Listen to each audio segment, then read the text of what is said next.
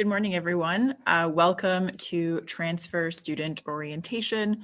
I'm really excited to welcome you into our virtual space today. Thanks for joining us for our little orientation prior to orientation. So we hope you get lots of really great information from today. So I just wanted to start with a virtual land acknowledgement. So I respectfully acknowledge that I am calling into this Zoom meeting from the Treaty and Traditional Territory of the Mississauga Anishinaabe. I offer my gratitude to First Peoples for their care for and teachings about our earth and our relations. May we honor those teachings. So I know that we're not all joining in from the same area in Peterborough, but I'd like for you to take a moment and acknowledge the territory that you're on. And if you're not sure which territory you're calling in from, I encourage you to research it after this orientation is over.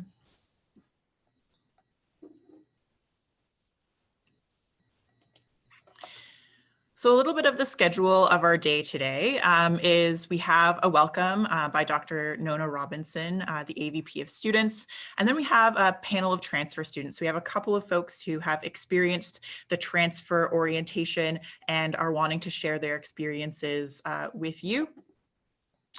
And we also have a session by Eliza Nicholson, who is the manager of admissions, to talk a little bit about transfer credits. We have services and resources, the student benefits presented by the TCSA, orientation week highlights, academic advising. And at the end of the session, we have a session for our college transfer students about the college to university transfer. So if you're transferring from another university, please feel free to stay and see what Marisha has to say. They're really awesome at presenting the different academic skills that you need coming in. And it's a good refresher after taking a summer off, especially when we're coming into a summer or a new semester online. So she probably will have some really good tips and tricks, regardless of if you're coming from college or if you're coming from university. So without further ado, I would like to ask Dr. Nona Robinson if she would be so kind to give us a welcome to campus.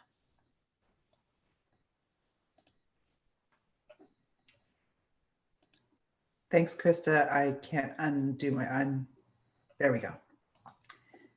Hi, everyone, and I'm so delighted to see so many people joining us. That's really exciting. Krista, I don't know if you want to minimize the schedule of the day for a moment. At any rate, welcome to Trent in this very unusual and different year. I know that it's been an interesting and challenging summer for everybody, and you know, coming into Trent as a transfer student is going to be a little bit different. I do want to let you know that we have spent the summer planning and working to try and ensure that whether you're attending some classes in person, whether if you're in Peterborough and visiting campus, or if you're taking your classes remotely, that we are providing our services and supports, as well as our ways of connecting to the campus virtually as well as in person. It's been very, very important to us to ensure that all members of the community are welcomed back and welcomed in. To that end, our student associations, our clubs, our levy groups, our colleges, our student affairs staff, our other student staff have been working to create a whole range of different events and activities so that you can get connected to campus. I know that for a lot of folks who are transferring into a different university from either from another university or from a college, at some level, you already know what post-secondary education is about, which is great because that gives you a bit of a head start. But at the same time, I think sometimes people might assume that you just know everything and where to find everything and all those other sorts of things. And this session is really designed to help you get that sort of knowledge of what the resources are, where things are, how to access them, all of those different things. We really do encourage you, if you're running into any sort of questions or concerns, to ask you know, any of us as soon as possible. When things are still a little small thing, we are here to help. And you know, I and the other student services staff and the colleges are all deeply committed to making sure that you have a really good Trent experience, that you do feel welcomed and connected to the campus, even if it is going to be virtually. We're all in this together. It's going to be a very interesting semester. But I really do, I'm very excited that you're joining us at Trent, and I hope that you really do have a good experience. Thank you. Awesome, Nona. Thank you for sharing. So in terms of a little bit of housekeeping for our session today, we do have a little Q&A box down if you hover below the little section on Zoom. So feel free, if you have any questions, to pop them in there. If you're joining us on YouTube, please feel free to pop any questions in the chat. We do have an upper year student who is able to answer those questions as well. I do know there is a slight delay between the Zoom call and the YouTube stream, so we do apologize, but it's the best that we can do with the tools we have, and we will answer all questions as best as possible too. So I would like to get started with our transfer student panel. So we have 3 different transfer students coming to us from different backgrounds, but I'll let them kind of take the lead and introduce themselves. So we have Chelsea, Everett, and Natalie who are joining us today. So if I can get them to unmute themselves and start their video, that would be super awesome. Awesome. Hello, everyone. Welcome to our panel. So the first question that I have, I'll start with Natalie, is what were your reasons for transferring to Trent? Well, hello, everybody. I'm Natalie. Hopefully you can hear me okay. I transferred from the University of Toronto after completing, Go ahead. after completing about a year and a half there. So my reasons for transferring were, it was like a whole whirlwind of things. My year at U of T wasn't great. I didn't enjoy myself. I was lost. I didn't know what to do. I didn't know how to feel in university. I felt like everybody was 5 steps ahead of me 24/7. So I dropped out and I took a year off and figured some things out. And then I kind of just fell into Trent. I decided to change what I was studying and ended up choosing Indigenous Studies. I went from doing political studies at U of T and then realized that basically everything that I had been reading on my own time and was interested in was Indigenous Studies. So I was like, okay, Trent University is on my doorstep. My cottage is 20 minutes away. So I was like, Trent's the place for me, and I kind of fell into it, and now I love it. Awesome. Thank you for sharing, Natalie. That's great. And Chelsea, can you share with us what were your reasons for transferring to Trent? So I did the transfer student from Fleming to Trent. So I did like the social service work pathway to social work. So I got the automatic transfer credits, but then I also did other classes and a different diploma at Fleming too. So I met with an academic advisor to get those transfer credits. So I guess I kind of did both, like the automatic and then having to work through getting that done.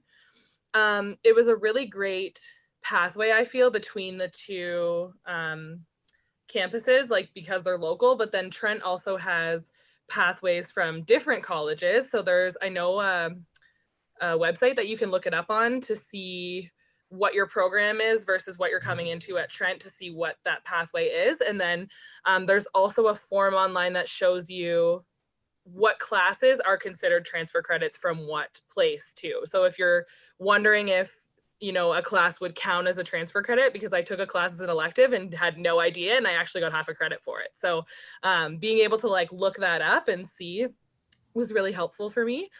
And then I really liked the transition to Trent that way. Like it was really easy to understand what the transfer was like. So like what classes matched up with each other, what classes I would and would not have to take. It was very clear like what was expected of me to be able to complete my bachelor's. So I think that piece of it was really helpful, just knowing and having it laid out very easy to read and find.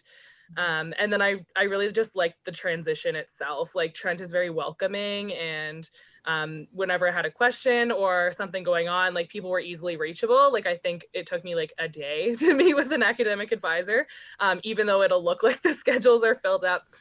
They're pretty good with stuff like that. And then I also went to the Durham campus and the Peterborough campus.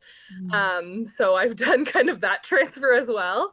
And yeah, like Trent is really great. And if you have any questions, like people are so willing to and eager to answer them. And usually if you're asking the wrong person, they can point you to the right person pretty quickly. So yeah, like my experience was really, really great with my transfer credits. I got more than I thought I was going to get, which was wonderful. And like my continued experience has been great as well. Awesome. Thank you for sharing, Chelsea. Everett, can you let us know what were your reasons for transferring to Trent? Yes. So first, I just want to say I apologize if you can hear my cat crunching on her food in the background. I don't know if you can hear it, but if you can hear something, that's what it is. So the reasons that I transferred to Trent, so I went to York for a year originally, like straight out of high school. I went there for professional writing, because that's what I wanted to do at the time. And I had never lived away from home before, and like I grew up in the same place. So like I just kind of wanted to explore like what it'd be like to go somewhere where I didn't know anybody, and like somewhere kind of like a bigger, like, you know, York is not really Toronto, it's like north, but it is a big school. Oh, here's my cat. Hello. So I wanted to kind of get that experience because I grew up at like in a smaller area with like a very small school. So I went there, but then I realized quickly that it wasn't really my thing. It was hard for me to make friends, especially because York is kind of like more of a commuter school. So not a lot of people stick around campus a whole lot. I'm not here to bash York. York is great for a lot of people, but for me, I just found it wasn't what I needed. I also really missed like trees and grass and like, you know, having just nature, being able to see the stars at night. So yeah, so I came to Trent for all of that, kind of like a smaller community made it easier for me to feel a sense of community and make friends. The natural setting with the river and everything, I love that. And yeah, just being at a smaller school makes like the classes smaller, the services a bit more personable than at a large bureaucratic institution, because I like people remember your name a lot of the time if you go enough, and then you see people on campus that you know, and like you can like wave as you're going to class, and it just made me feel a lot more a part of the community than like being surrounded by strangers all the time. Yeah. Oh, and the last thing is I already wanted to change my major. By the end of the year, I realized I wanted to go into social work. So I thought, oh, this is the perfect opportunity for me to change schools. Why not? And I had some friends going to Trent. So that's how that all kind of fell into place. Awesome. Thank you for sharing. Okay, so our second question that we have is students can have a variety of experiences when they transition to university. So thinking back, and some of you kind of touched on this a little bit, what was the transition like to Trent for you? But what I'd kind of like you to focus on, if you can, is how is it different from the first time you transitioned to university and college? And so I'm going to start with Chelsea first. Feel a little bad because I kind of answered all of these, I think. So transferring to Trent was different than transferring to like when I just first came to college. So I actually didn't do a high school diploma. I did a GED. So like that process was a little bit different for me as well. But like I knew nothing when I came into college. I had no, like, because I didn't graduate high school, I didn't have like a, I can't think of the word, a guidance counselor to like show me kind of all those options and help me with applications and how that works. So a lot of it was just a guessing game when I went into Fleming. And it was really difficult to get any kind of answers or get things answered in a timely fashion, unfortunately. So it was, you know, difficult going with OSAP and trying to figure out all the forms I needed filled out and what I had to get in and immunizations and all those things. But transferring was such a smoother process because a lot of it is done for you. So, you know, like, because a lot of it is automatic, I didn't have to think about a lot of things. It was more or less like the things that, like the classes I mentioned that weren't automatically transferred, like me going out of my way to get those done, was kind of the only things that I really had to like work to do, I guess. Most of it was done automatically, which was really fantastic. I don't know what that's like from university to university. I think the other two can probably comment on that a little bit more. But yeah, like, just the process itself is a lot smoother transferring from a post-secondary to a post-secondary as opposed to a secondary to a post-secondary, or just going in. Yeah, I think that's all I have to say about that. Awesome. Thank you so much for sharing. That's great. Everett, would you be able to comment on how the transition was different the second time around between your university experience? Yeah, so I found it quite different. I like, even though I came from a totally different situation from Chelsea, I had like a similar feeling going into York where like I just didn't really, I guess because I'm like a first gen student, like my parents didn't go to university, so like I didn't really know a lot of the university like insider knowledge and stuff. Like I didn't know. I had to look at my syllabus until like 3 weeks in, and then I realized I was super behind on everything. So yeah, it was easier to come into Trent because like academically I had a better start to the year because I had that knowledge from the previous year. And I found it better for me socially as well, just because like again, it was easier for me to make friends and like to access services, and even talking to my professors. Like, I don't think I ever talked to my professors at York because I was so intimidated. I think like that also came with the fact that I was getting kind of used to university, because it's not like I couldn't have talked to them if I wanted to. It was probably just a mix of like feeling less intimidated with the smaller class size, and also knowing that it's okay to talk to your professor. Yeah, I think that's about it for that question. Great. Awesome. Thank you. And for other folks who are joining in on the webinar who are also identifying maybe for the first time, or maybe know that they're a first generation student, so maybe your parents didn't go to post-secondary, we do have a first generation student event that's happening during orientation week, where you can talk with other folks at Trent, so who are faculty and staff who were also first generation students. So I'm a first gen student as well, and I work at Trent, and there are other faculty who are now like faculty who started off like not having any experience with post-secondary. So it's a pretty cool opportunity to meet with other people who were in your shoes at that time. So thank you for bringing up first gen students.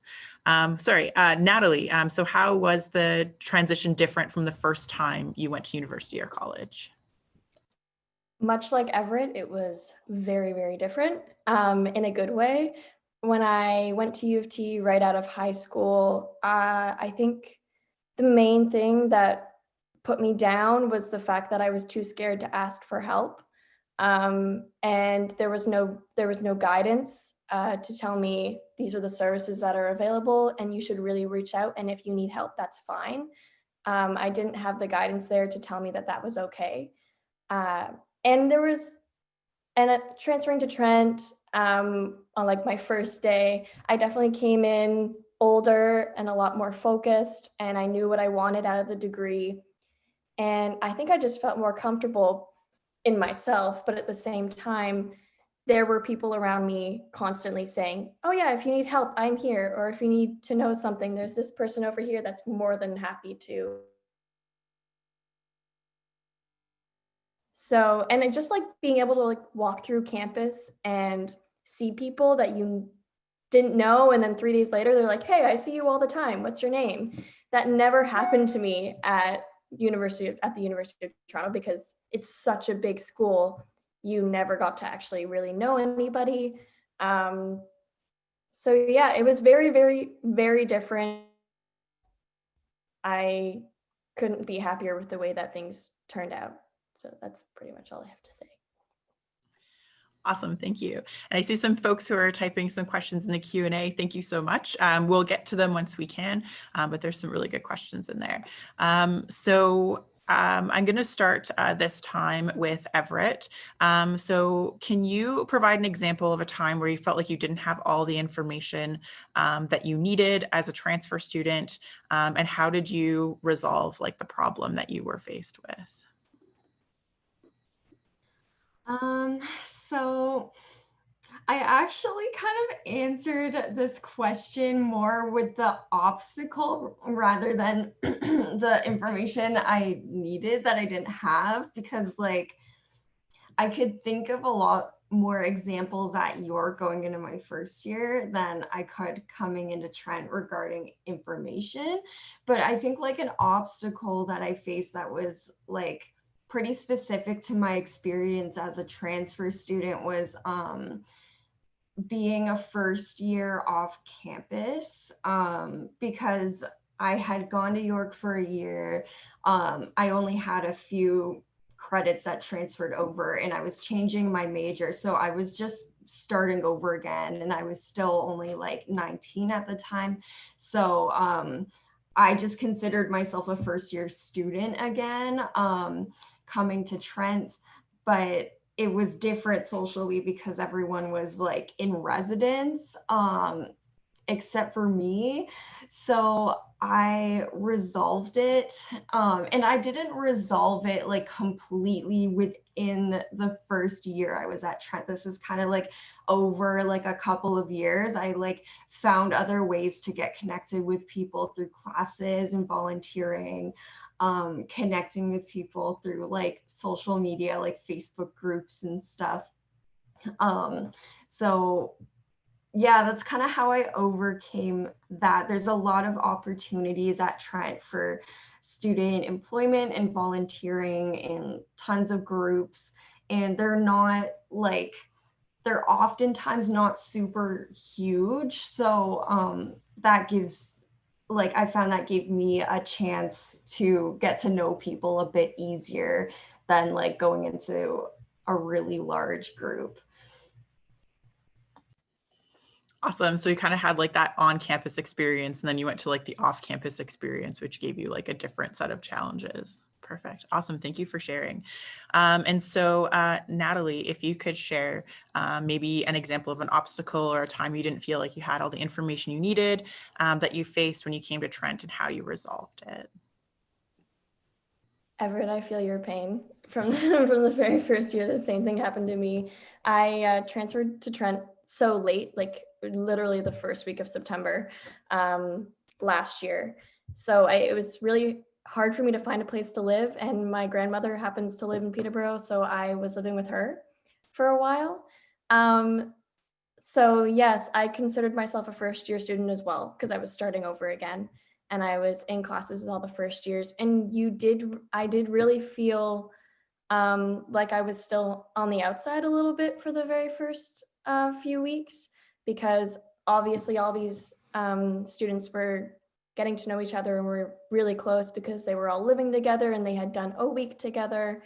And then I just kind of came in at the last second. But how did I resolve that? I resolved that by joining a sports team. I think was my first step. I'm on the cross country team. So the first people I really became close with, who are still my best friends, were on the cross country team. And then as time went on, I kind of just became more comfortable. People introduce you to people, and I met people in classes. And it was really fun because I am 22, so I was 21 in first year when most people are 18 or 19 coming straight out of high school.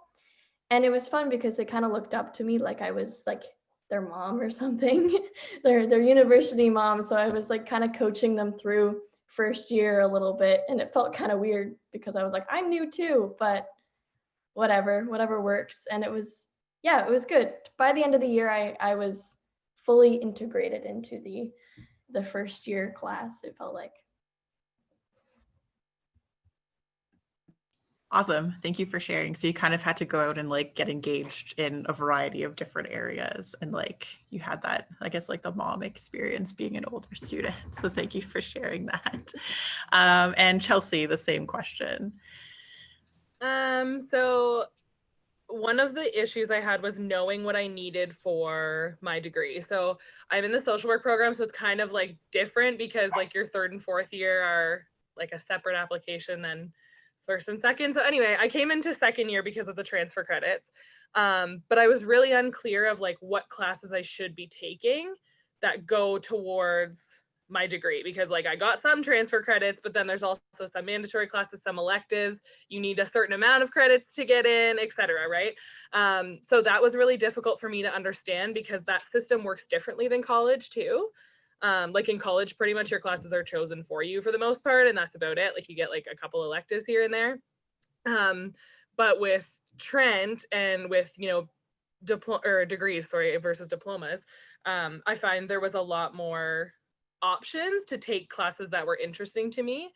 So it was really difficult for me to understand, I guess, kind of how that worked from college into university, like what, like, because you have to choose it. Sorry, I'm like messing up what I'm trying to say, but you have to choose your classes, whereas in college they're chosen for you. So it's easier to screw that up. And like, I know someone who couldn't apply to the third and fourth year because she didn't know she needed an extra credit. So, you know, like that confusing kind of thing.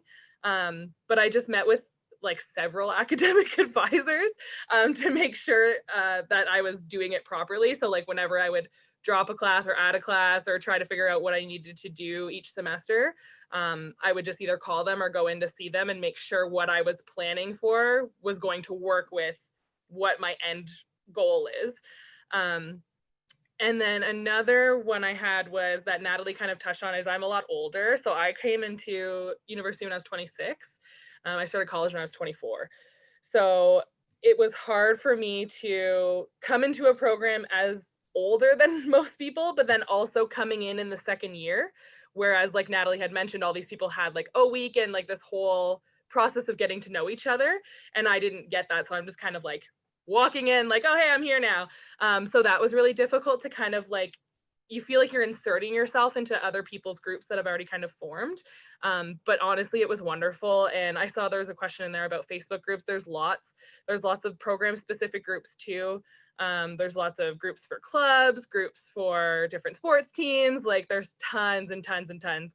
I'm also on the group, the Lady Eaton group. So there's different groups for each college. Like it's really easy at Trent to kind of insert yourself into that dynamic and how things work there and be able to make friends and find things that you enjoy. And, you know, there's so many different options and different places to go and things to do. Like Everett had mentioned with the river, and there's like all these amazing green spaces. And, you know, I'm someone who has difficulty making friends sometimes, and I didn't find that Trent fed into that. Like I found people are very accepting and open, and Trent is built in a way that makes you want to go there and want to participate in the things that are happening.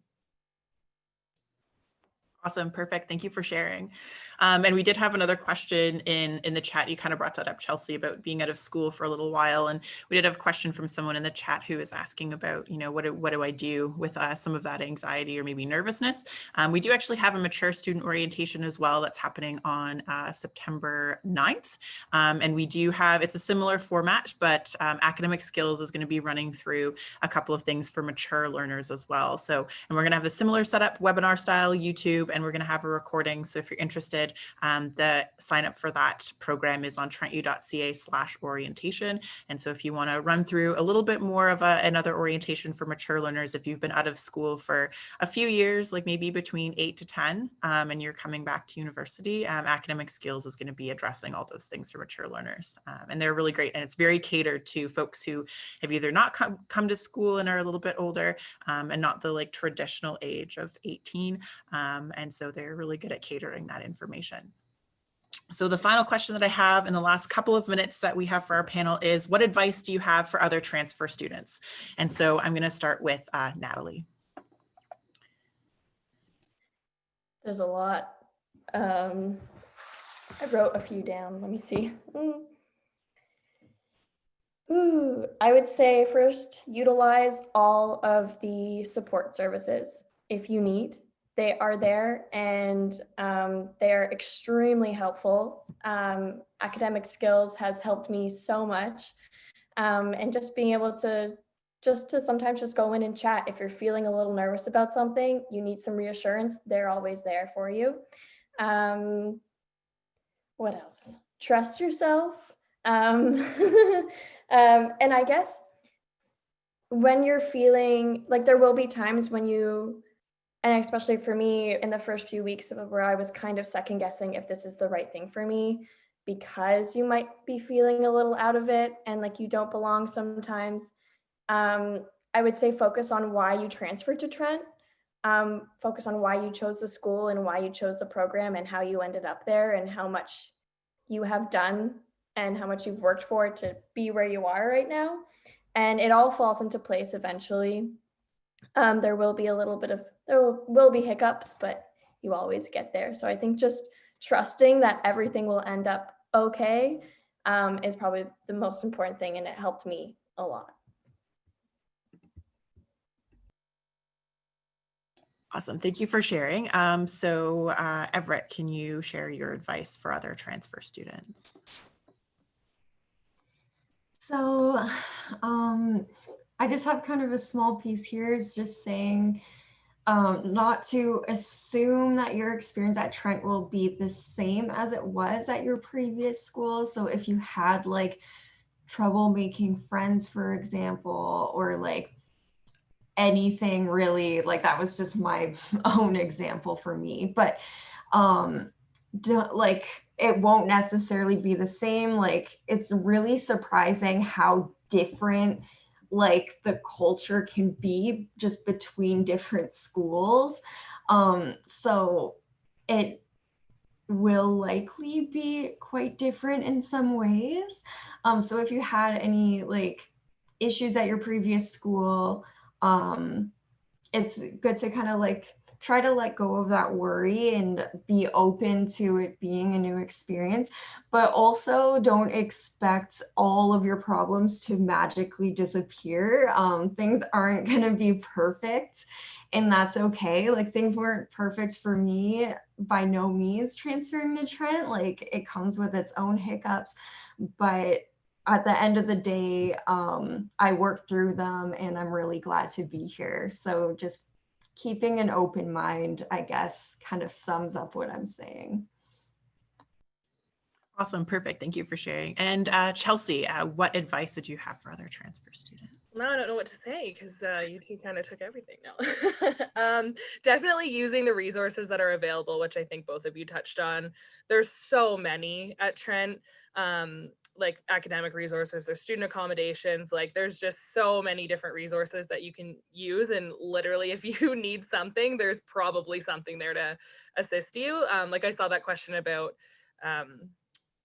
in the chat box about transferring into school after being out for a while, and the communication and writing piece. Like there's workshops and stuff all the time for things like that. So, you know, a big piece of it is knowing when you need help. And it's hard, like Natalie had mentioned, like it's difficult to ask for help. I'm one of those people that likes to try to be proud and not ask anyone for help, but I realized pretty quickly that that was not going to work. I would also say, you know, like Everett said, keep an open mind because things are different everywhere. You're gonna have different teachers for every class. Things run differently. Nothing is perfect. It will never be completely smooth. We all run into hiccups. You'll probably still run into hiccups the whole time you're at Trent. I know I still do. But you know, they're workable hiccups. It's nothing that's ever made me say, that's it, I'm done, I'm never going back.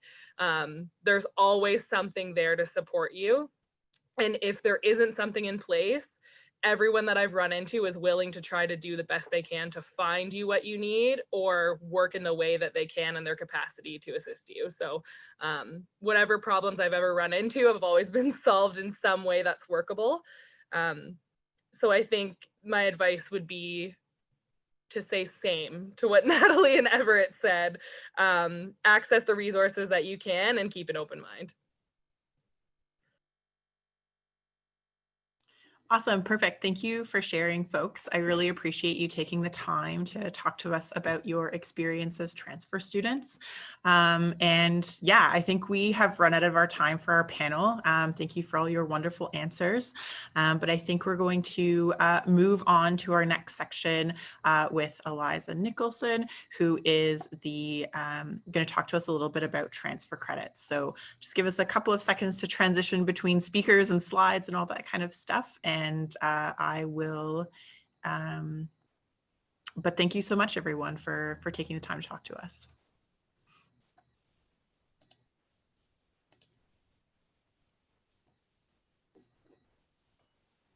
All right, thank you so much, Krista. And thank you to Chelsea, Natalie, and Everett. It's great to hear a student perspective on the transfer process. My name is Eliza. I'm the manager of admissions, and I'm happy to be here this morning to chat a little bit about admissions and the transfer credit process. I'm sure many of you out there have been communicating with me through email. The emails have been quite busy, and we're striving to get back to students the same day, if not within 2 days. So any questions, I'm going to share some contact information at the end for you. But I do have a presentation, so I'm just going to share my screen. Although, Krista, I may need you to enable that. It's telling me it's disabled.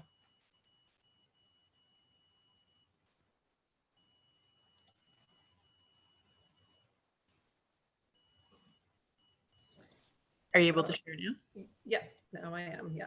Perfect. All right. All right. So just wanted to start by chatting a little bit about admission conditions. So at this point, all of you have an offer to Trent. Some of you don't have any admission conditions on the offer, and some of you do. So I just wanted to point out where you can find out whether you have an admission condition. So any outstanding transcripts will be listed under the required documents section of your MyTrent portal. So on your portal, you're going to find all of the icons that I'm talking about this morning under the academics tab. So if you see an outstanding document there, just know that we do require that. We will be starting to follow up in the next couple of weeks with students who still owe us a transcript. And I just wanted to point out that you can make sure that the officials are ordered. They can be emailed to admissions@trentu.ca as long as they come directly from the institution. So up until now, we often deal with unofficial documents from students, especially with the pandemic this year. We've been allowing students to submit their own transcripts more than ever, just to make it easier to ensure that we're getting those.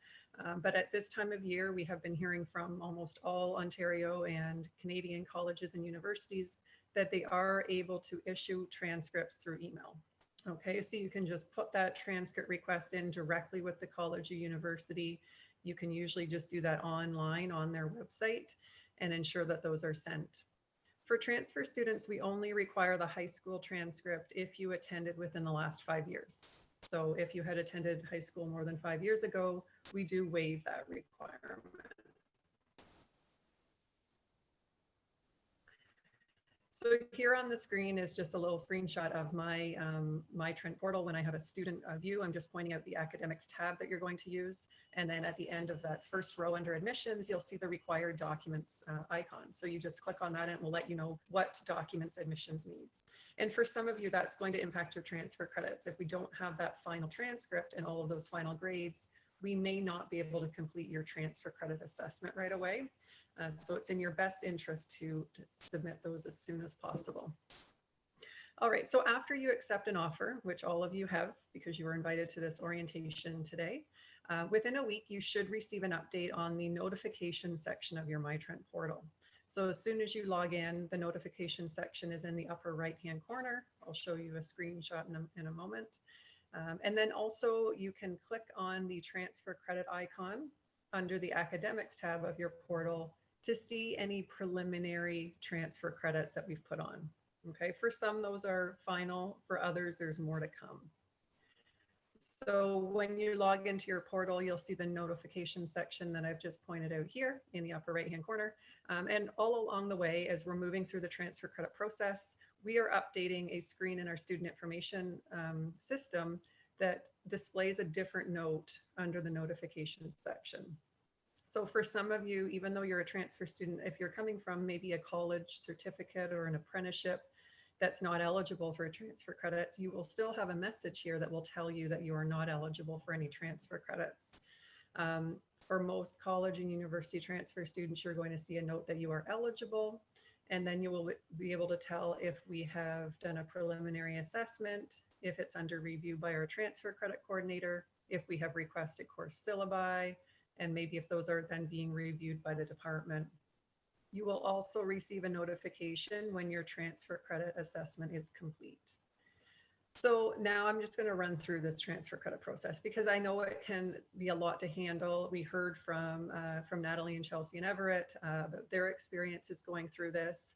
It was Chelsea who pointed out the transfer credit database, so thank you for that.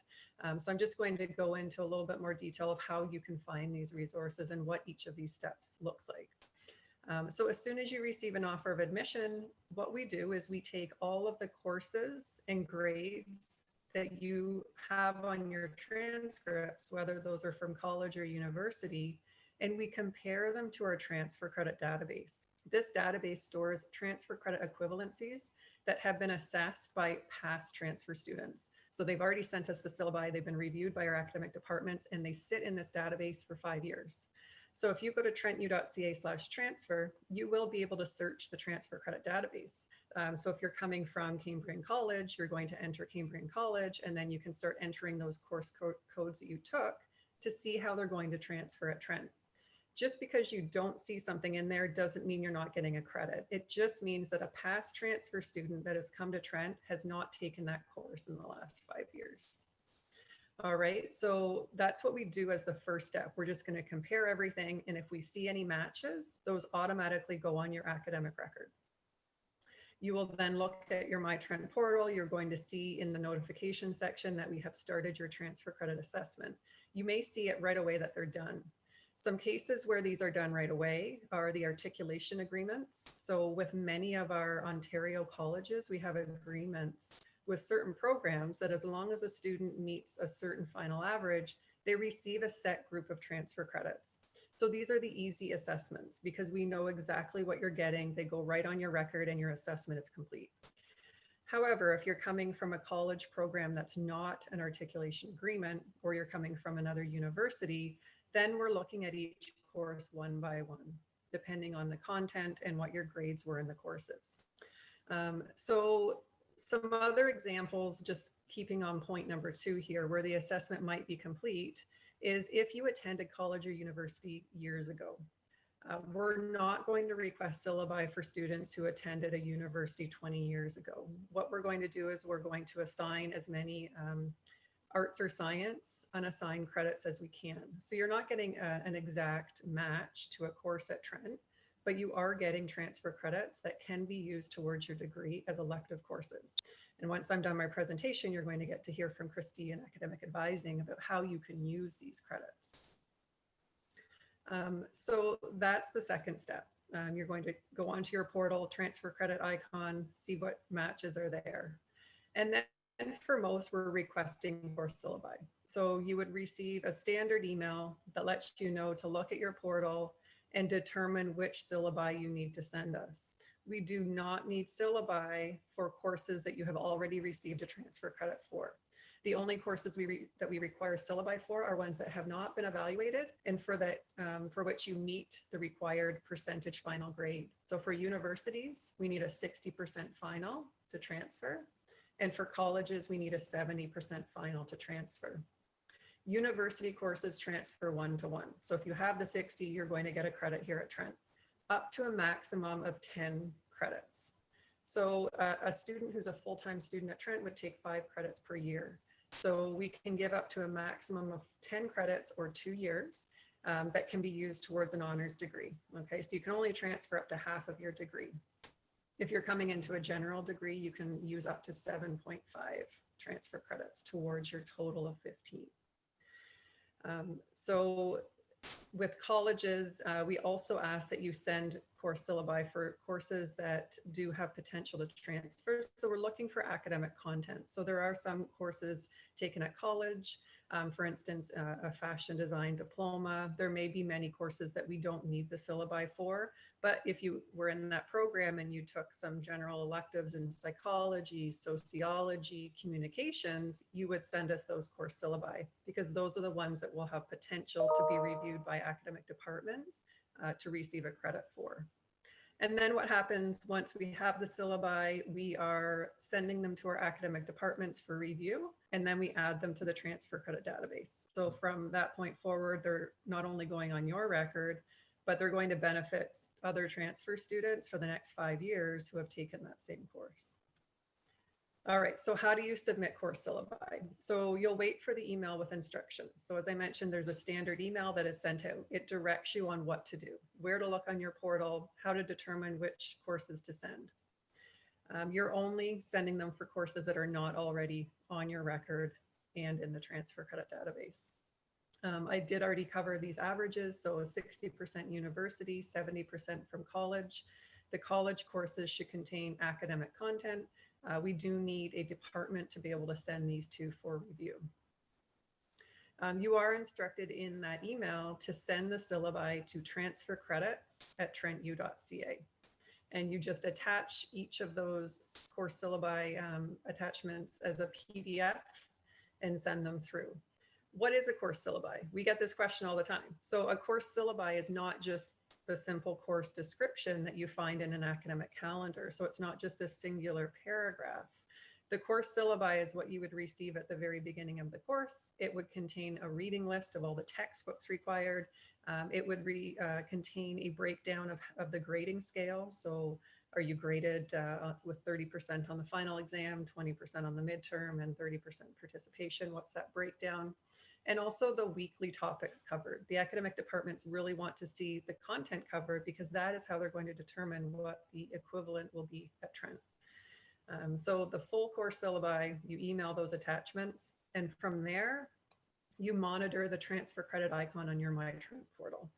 That's where you will be able to see these credits as they appear on your record. It can take some time. Right now, if you have submitted course syllabi, they have all been sent to the department. We're on top of that, especially at this time of year, getting those evaluated as quickly as we can. There are some departments that are receiving a lot of course syllabi. For instance, a lot of students transfer with psychology courses. So we're constantly sending psychology courses to review. Most departments are great at getting back to us quickly, especially this time of year. They know that students are waiting to register in courses. So that is the course syllabi, the steps for submitting those course syllabi. So one more screenshot here, just showing you where you can view the transfer credit icon on your portal. So again, it's under the academics tab in the admissions area, and you will be able to see the breakdown of each equivalency. From there, what happens when it's complete? So you're going to get a notification in your My Trent portal to let you know that your transfer credit assessment is done. At that point, we recommend that you go to the advising website because they have a lot of great resources there. And also you can book an appointment to sit down with an academic advisor. The academic advisor will have access to your academic record. They can see all of those equivalencies that have been assigned as transfer credits, and they can help you to plan your degree from there. So I think I'm about 4 minutes over, and I think Christy will be speaking next, but I did want to leave you with some contact information. I will be sticking around for the remainder of the session, so if you have questions, you can put them in the Q&A. Please don't mention your Trent ID number. We can't look at specifics because this is an open group, and we have to stick to our confidentiality rules. But what you can do is you can send an email after this session to one of these 3 email addresses. If you have questions about your offer and the conditions, you can email admissions@trentu.ca. If you have questions about your transfer credits, you can email transfercredits@trentu.ca.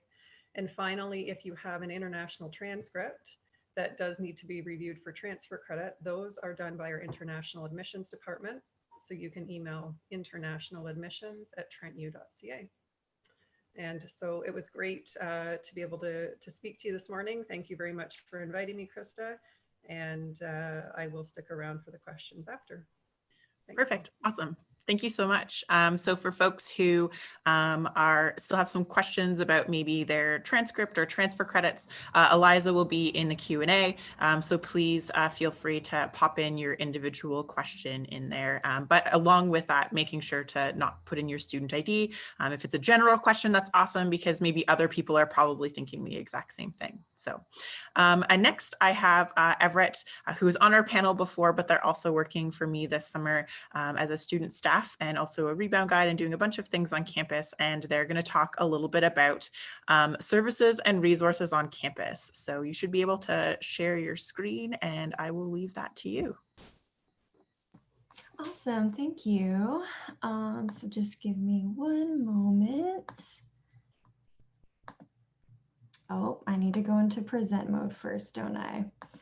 Bear with me for just a second. Okay, there we go.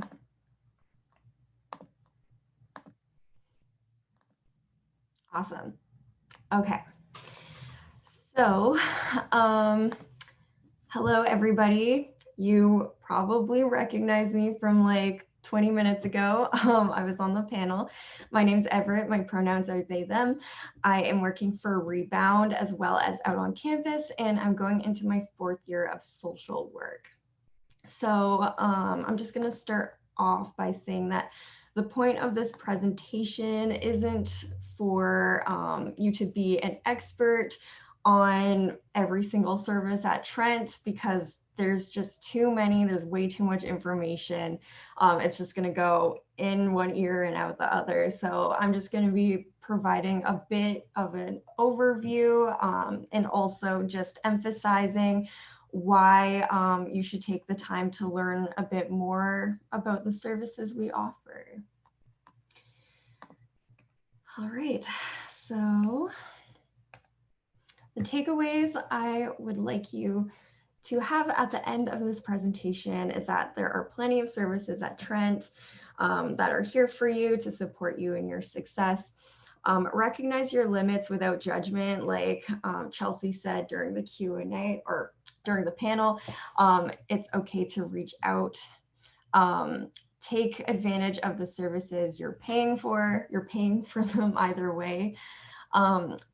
Pick a point service to go to with questions that you have. I'll talk a bit more on that later. And ultimately, the ball is in your court. It's up to you to reach out. So why access Trent services? They're here for you to use. I've noticed that a common barrier to students using services is this idea that they're only really here for those who are actively struggling. You do not need to be struggling to benefit from student services. Actually, I've heard staff and faculty only ever encourage students to reach out before something starts going wrong. If you're already in the middle of a big mess, it's a lot harder to help you fix things than it is if you're proactive. So we're always really happy to see students being proactive and reaching out. Even when things are going well, you can never go wrong with getting extra support. You're paying for these services.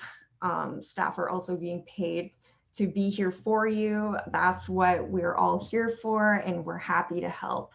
So please don't convince yourself out of reaching out to a service because you think, oh, someone else can use it more than you. Like, there is enough to go around. So here is a snapshot of all of the campus resources and services at Trent. Now, like I said, I'm not going to go through all of these because there's just so many, but I'm just showing you this to kind of give you an idea of how much there is out there at Trent. So if you have an issue with something, chances are there is a service that can help you.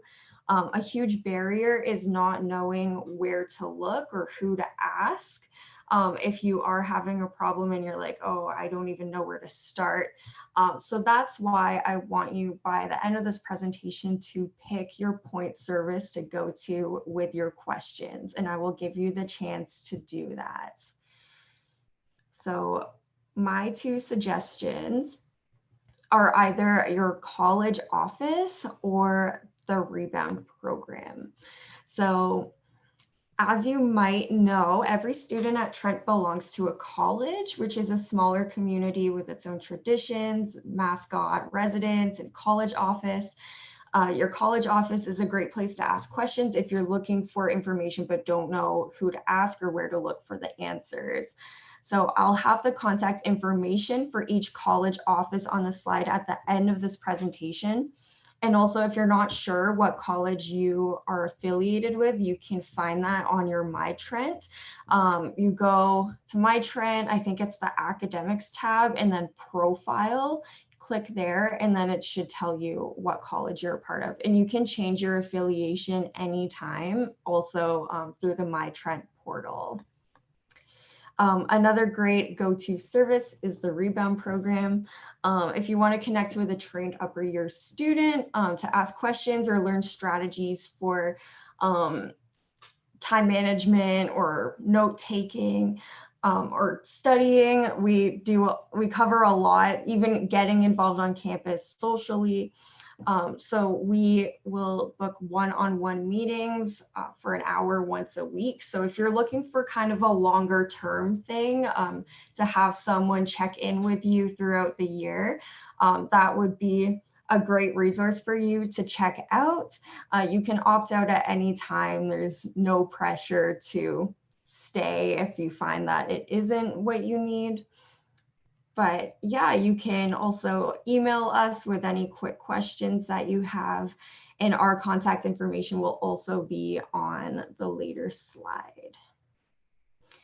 So just to go over really briefly, to give you an idea of what's out there, we have academic services like advising, academic skills, the rebound program, and also going to your professor or your TA is hugely important if you have an issue specific to a course or course content, or if you want an extension, something like that.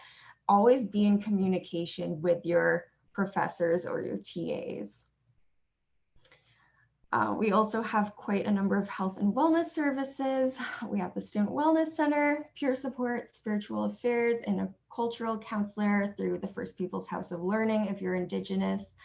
And the Student Wellness Center has 3 branches. So there's health services where we have physicians, and then we have counselors through counseling services, and student accessibility services is where you can go if you have any accessibility needs. And you can learn more through looking them up on the Trent website. And all of these services have their own web pages with a lot more information. If you'd like, you can ask in the Q&A, and I can afterwards maybe put some links in there if anyone's interested. So lastly, I would like to now give you all the chance to pick your point service and write down their contact information somewhere, whether it's on a sticky note on your laptop, or in a journal or planner, or in the notes app on your phone. Just write them down somewhere, so then if you ever find yourself in that position, and you probably will at some point during this year, where you don't know where to go with a question, you know you can reach out to any of these contacts. So I will give you a moment to do that.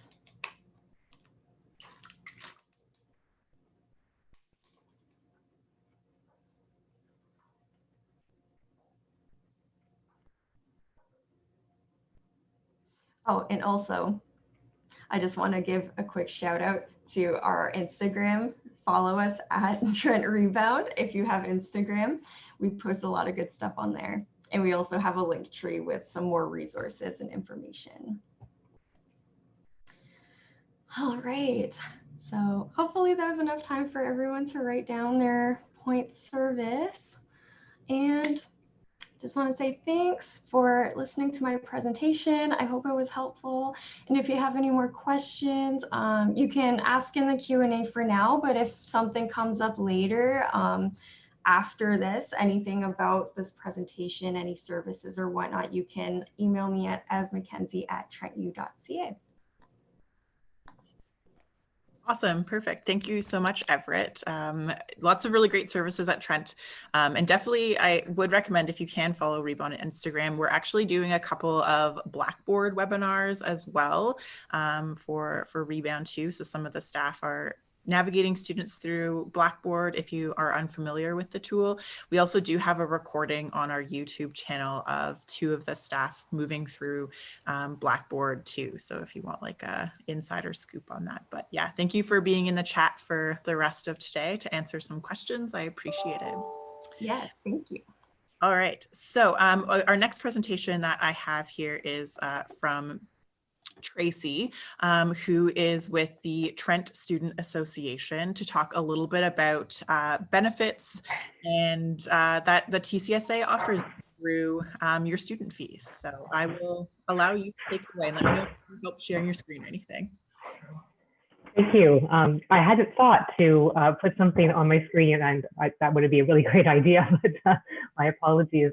There's only really one big piece of information that I'll probably say a few times over that is a good resource moving forward off of this presentation, and that would be our website. So my name is Tracy Milne. I am the operations manager at the Trent Central Student Association, and we are the association union representing all undergrads at Trent University. We are located in the Student Center, and we run events. We have advocacy support. We do transit. We work with the city to help bring transit to Trent. We produce agendas and welcome bags every year. And in fact, we have about 750 of them sitting in the event space of the Student Center, which we're going to start giving out on Monday. So if you are in the Peterborough area and would like to have a welcome bag or an agenda, please do feel free to stop into the Student Center and grab yours. Our executive will be there handing them out and answering any questions and generally saying hello. One of our largest services would be our health and dental benefits that we offer to all students at Trent. So we are the administrator for not just the Peterborough undergrads, but also Oshawa undergrads, as well as all graduate students, BED students, and George Brown nursing cohort as well. So there's quite a lot of folks that are on the benefits plan, and it helps make it very robust, and we're able to offer a lot of coverage in a lot of different areas. So we work with Student VIP, who is our broker, and they also help do the large umbrella administration of the plan. They run our website, they run our opt-out options, and produce all of our materials to help get the word out that we exist and that we want you to use the plan wherever possible. And through the Student VIP, our provider for the benefits is Blue Cross. So all undergrads at the Peterborough campus, as long as there is an eligibility limit, not everyone is charged the cost of the plan automatically. If you're taking only web courses, and that means courses that don't have a home location assigned to them, you will not be charged the cost of the plan automatically. If you're billed or registered in less than 1.5 credits, you will not be charged the plan automatically. However, as long as you're in over 1.5 credits and you're taking at least one course with a home location, you will be billed automatically. And for those that don't and are not out of that threshold, you are welcome to opt into the plan, and I can get to that later. So that's the eligibility for undergrads at Trent and the Peterborough campus. The benefits begin September 1st, so they've already begun, and they go until August 31st, so it's a full year of benefits. It covers anything from prescription medication, dental visits, there's paramedical coverage, which includes massage, chiro, physio, psychology visits, social work visits. We just added psychotherapy visits. Travel is included as well. So it's a very robust plan. Medical devices, eyewear, and eye exams as well are covered. So as I said, the plan begins on September 1st, and most of you, I would imagine, have been billed for it automatically. And so there are options. If you have alternative coverage, so you already have coverage somewhere else, either through a parent or another job, you have the option to opt out of this benefits plan. The opt-out window is the month of September, so it has already begun. And to do so, you would go to our website, studentvip.ca is the most direct URL to put in there. Our umbrella website is trentcentral.ca. And if you click on services and benefits, you'll get to all this information that I'm sharing with you. So the opt-out deadline is September 30th. You do need to have alternative coverage. So the process does ask that you indicate what that alternative coverage is. And then the refund process this year is through either direct deposit or e-transfer. You choose that, provide your information, and then the refunds go out in the middle of October. We do have to wait for the drop-down deadline at the end of September to ensure that you have actually been billed before we submit the refund for processing. If you wish to stay in the plan, fantastic. We encourage you to use it to its fullest. You have the option of adding dependents to the plan. To do so, you can do that online. That would be the most direct way, again, through the studentvip.ca website. And you can also combine your coverage if you do have alternative coverage, but don't want to opt out of ours as well. And that will help you get more to 100% at the end of the day. So adding dependents also has that window of opportunity. It needs to be done in the month of September. And then once they get added to the plan, their coverage, as I said, we have to wait to ensure that you were actually billed.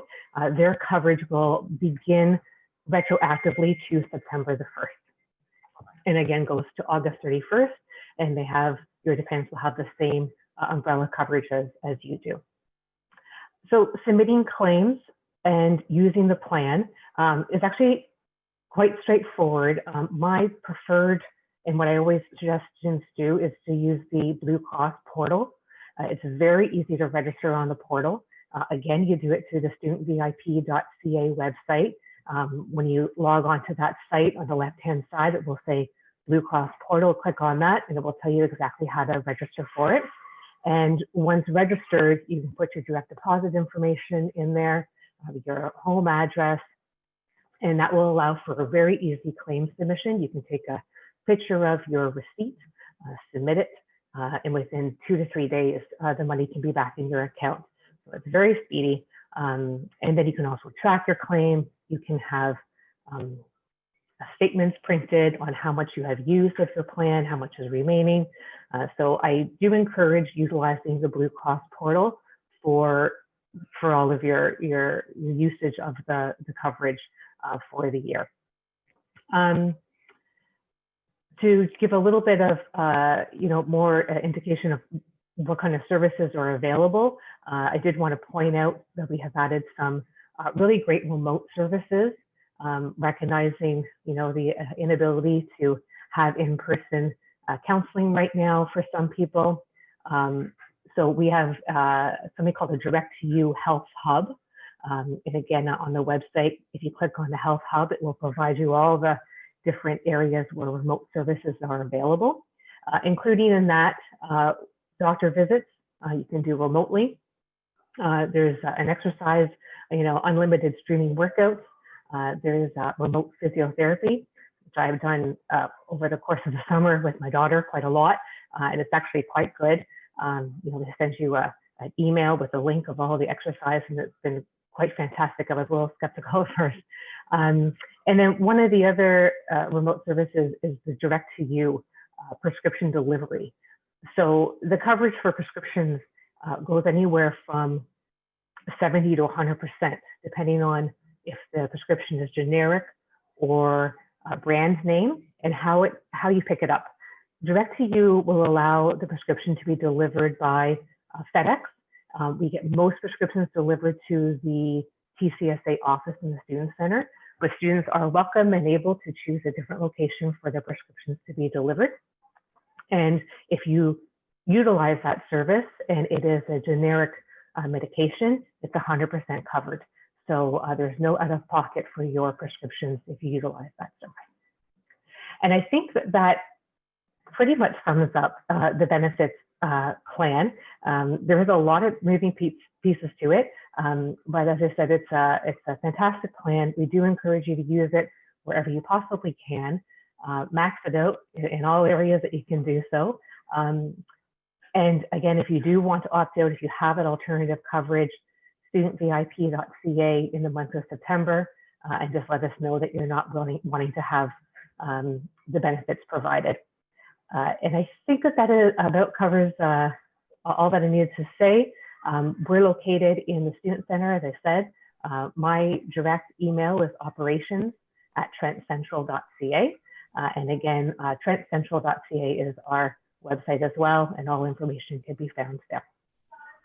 Awesome. Perfect. Thank you, Tracy. There's a couple of questions in the chat about finding information. So one person asked, where do we find information to register for Blue Cross?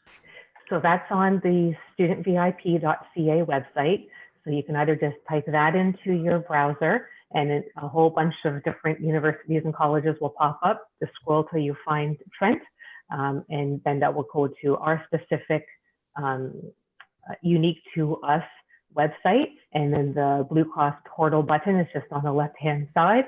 And once you click on that, it will give you instructions on how to register and log on. Awesome. Perfect. Thank you. Great. And so anyone who has any more questions, they can email you at operations@trentcentral.ca, correct? Absolutely. Yeah. Perfect. Awesome. Thank you for joining us today. We really appreciate it. Lots of good benefits to know, especially now to keep your health in check. So thank you. Absolutely. Absolutely. Thanks so much. Take care. Perfect. Thanks. So the next presentation that we have is from Amelia Monday. She is our orientation coordinator. Orientation hasn't even started yet. So you folks are kind of the first people who are getting orientation. So I'm going to turn it over to her to pull up her screen and let you know what's going on for orientation week, and taking some time out of her busy schedule to join us today. Awesome. Thanks so much, Krista. I am so excited to actually share with students what we're planning for orientation. It's been a long 5 months trying to get ready and change gears with this remote access and event planning that is going to be a hybrid of in-person and online for the very first time. So thank you for inviting me. So I wanted to give you an overview of what to expect in orientation at Trent University. There's a lot of things that we've held on to for our traditions of what we typically want to bring to our students and showcase what makes Trent so wonderful. You are actually the first students who are going to be seeing what orientation is going to look like. We're going to get started. You will receive an email actually later today with all of this information and links to register for orientation. So definitely keep an eye out on your trentu.ca email. And we're really excited to welcome you into our community.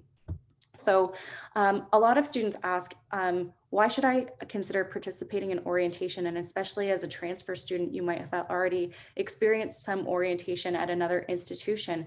And what are the benefits of participating? And I'm going to share with you a little bit of why we feel it's important to engage with the activity, even though it looks a little bit different this year. It's a great way for students to feel comfortable on campus and to learn the environment and the different resources and services that Trent University has for you as students to be successful in your university career. We're going to introduce you to new students in your classes or new students that are of a like demographic to you. So you're going to have an opportunity for some social connection. And this new virtual orientation or new virtual classroom setting are feeling a little anxious about the concept that they might not be able to make connections in their classes, but we're here to kind of showcase what it can look like online to get engaged and have fun and have some social interaction through online means. So orientation will be a really good test run to see what you like and what you dislike of an online setting. So we're going to introduce you to some upper year students on campus. So we have a really robust team of about 200 orientation week leaders who some of them have been orientation week leaders in the past and had been doing in-person events with us, but all of them are going to be starting as orientation week leaders in a virtual setting, supporting your transition into university life. So we have 5 different colleges and Trent International who all have leaders representing their communities, and we're really excited to welcome you with our different leader teams as well. And there's a lot of academic events and similar program related events that you can get engaged with as well. So we'll have some small transition group discussions about some larger webinar introductions to our services, such as academic advising, academic skills, and career space. So we're really going to engage with that content and share our experiences, or our student leaders are going to share their experiences with those services. So it gives you an on the ground concept of what you as a student could be feeling, or the benefits of engaging with those students or services on campus before you even get started at Trent. And we definitely want you to feel comfortable accessing those services, because all of the staff members at Trent University are invested in your success as a student. So we're excited to have you engage with that activity. There's also some fun stuff. So we have a lot of entertainment and events that are planned by multiple campus partners that have come together to create something really phenomenal. We have our clubs and groups who get involved, our student unions, our student cabinets, and a lot of the language that we're going to be using might seem a little bit foreign, or you might have experienced different language at your other institutions, but our goal is to introduce you to the language and the Trent culture that kind of makes it. So we're hoping that you have fun through that service or through orientation as well. So orientation is running a little bit different this year with COVID. So we do have several events on campus that are going to be over Zoom. So instead of actually having like in-person events, we've been able to pivot a little bit and use platforms like Zoom, Facebook watch parties, YouTube parties, and a couple other third-party platforms with video service to present that content to you in a new way. We also have some in-person events that are, it's really important that if you decide to get involved, that you register for that for COVID contact tracing. So we do have different walkway signs, hand sanitizers, and different things on campus as well that 1 second. So sorry, guys. I have my walkie-talkie going on as all the orientation week leaders are trying to get ready. I'm gonna turn that off. Sorry, guys. So we have a lot of different protocols that you have to engage with to be safe on campus. One of those protocols is actually to wear your mask while you enter and leave a space, even if physical distancing is possible. So we really encourage you to wear masks. Our event organizers will have a limited use of disposable masks available to you. But we really want to make sure that if you decide to attend an orientation week activity, it's going to be safe for you to participate, other students, our orientation week leaders, and our staff members who are part of that programming as well. So if the event organizers are asking different directions or would like you to go in certain directions to maintain physical distancing, it's really important to pay attention to those directions because they're put in place for your safety. So students can find the orientation week schedules already. They are posted online. We're really excited about them. So all 5 colleges and Trent International actually have a separate orientation week schedule, which is available on the current students webpage on the Trent University website. And there are several different links that you can actually click into. The one here that's really important is orientation week. And on that page, you'll be able to find some registration pages so that you can start registering for events. So for in-person events, there is a maximum capacity that we're able to accommodate in our spaces just to maintain physical distancing in accordance to the COVID-19 provincial guidelines for gatherings in outdoor settings. And for our virtual spaces, we do have a maximum Zoom capacity, although usually when we have a maximum Zoom capacity, we have multiple events happening either close together or at the same time. So if one of them is full, you do have an opportunity to participate in a different one. And every single college, no matter if you're affiliated with that college or not, is going to be inclusive of everybody. So you don't have to be part of that college to participate in another college's activity. So that is basically the breakdown. I'm just going to show you what these schedules are going to look like. Orientation week starts officially on Sunday night, and there are different events that are happening both virtually, and if you're a student living in residence, we have some activities that are happening just low key in person, but the real orientation activities start amping up starting on the Monday. So that will introduce our small group sessions with your orientation week leaders and different events that you can start participating in. And we just encourage you to read the email that we're going to be sending you very carefully, because it will give you a lot of good instruction. But feel free to download this onto your phone or access it through the web browser. Each college has their own specific schedule, and they're branded specifically with the Trent themes and unique college identities that they've been known for year after year. And we've been able to manage to kind of recreate what that's going to look like with the same spirit in a virtual setting due to COVID-19. So I'm showing you Champlain's. We just saw Trails and Lady Eaton's. Here's Autonoby's and Zosky's. And on the back of the schedules, typically these would have been printed out, but this is the first year we're going paperless. So those are some silver linings of having everything remote, is that we're printing a lot less and it's better for the environment. If you're an on-campus student, this will be your orientation small group schedule, and this will come to you through an email as well, where you're going to have access to all of those really important transition and academic services that will help you succeed during your time at Trent. And for an off-campus schedule, it's very similar, the same content. We were limited with the maximum capacity that we could hold in our Zoom webinars. So instead of separating out by colleges, in some cases, we have actually done on-campus versus off-campus for those transition webinars. And then you would break down into your college orientation week groups to discuss the content that had been presented in those sessions. It's really awesome because you can ask candid questions to your peers. And so it's a little less intimidating than speaking in front of a couple hundred or 1,000 people in a webinar setting. So we discussed the registration process a little bit for the events. Again, a lot of this is to make sure that we are practicing safe social distancing guidelines.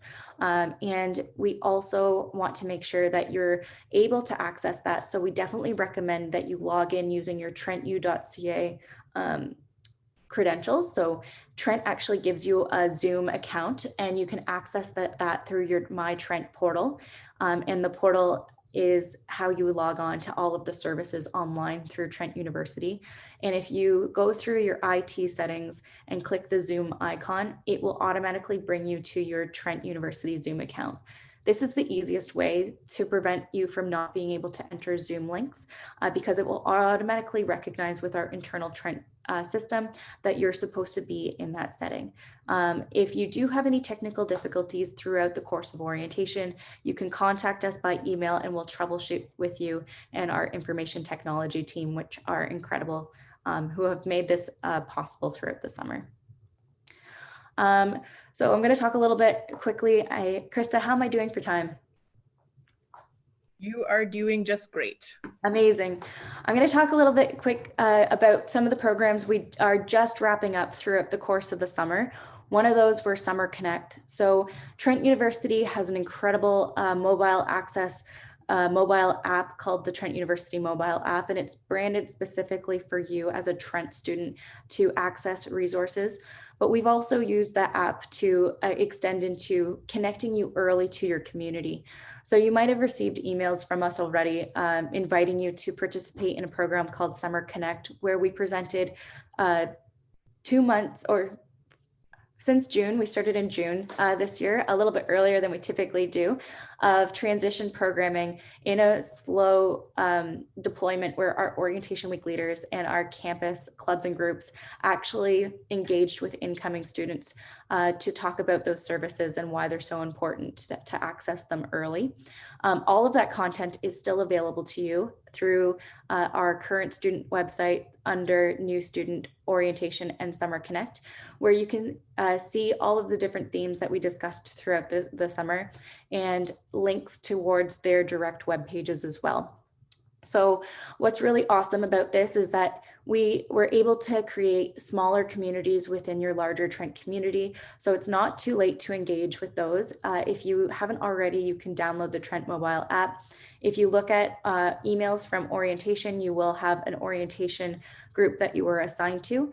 And if you didn't get that email or you weren't assigned to a group, please feel free to reach out to us over email, and we'll be happy to connect you with an orientation group so that you can continue connecting with students in a mobile setting.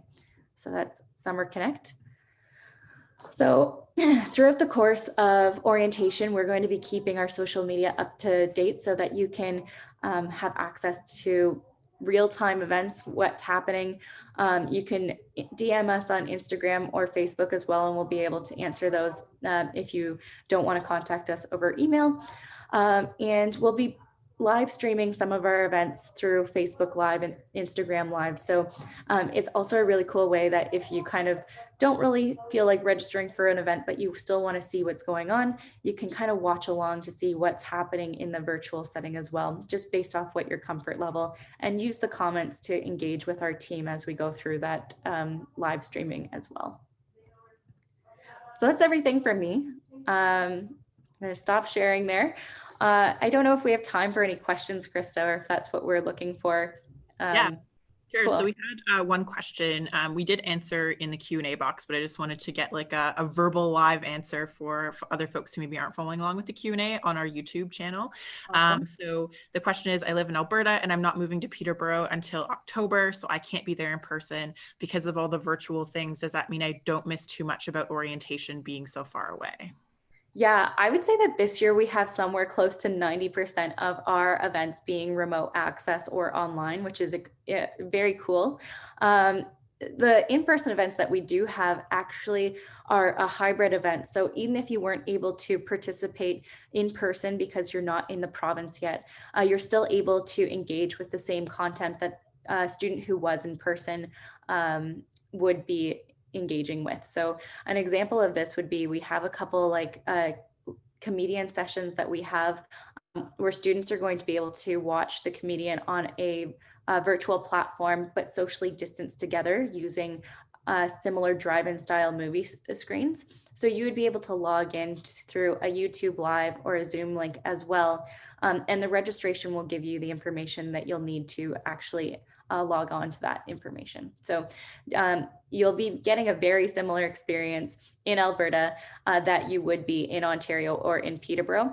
My only recommendation is that everything is going to be in Eastern Standard Time. So just be conscious of that time difference there. That's a really good tip. So yeah, if you're living in Alberta, we are 2 hours ahead. The only reason I know that is because I'm also from Alberta. So, but yeah, that's a really good tip for folks who are maybe out of the country or out of the province, that they can still tune in to all of those live events. So thank you for sharing. Krista, maybe there was something that I missed that you can ask questions that a transfer student would maybe want to know.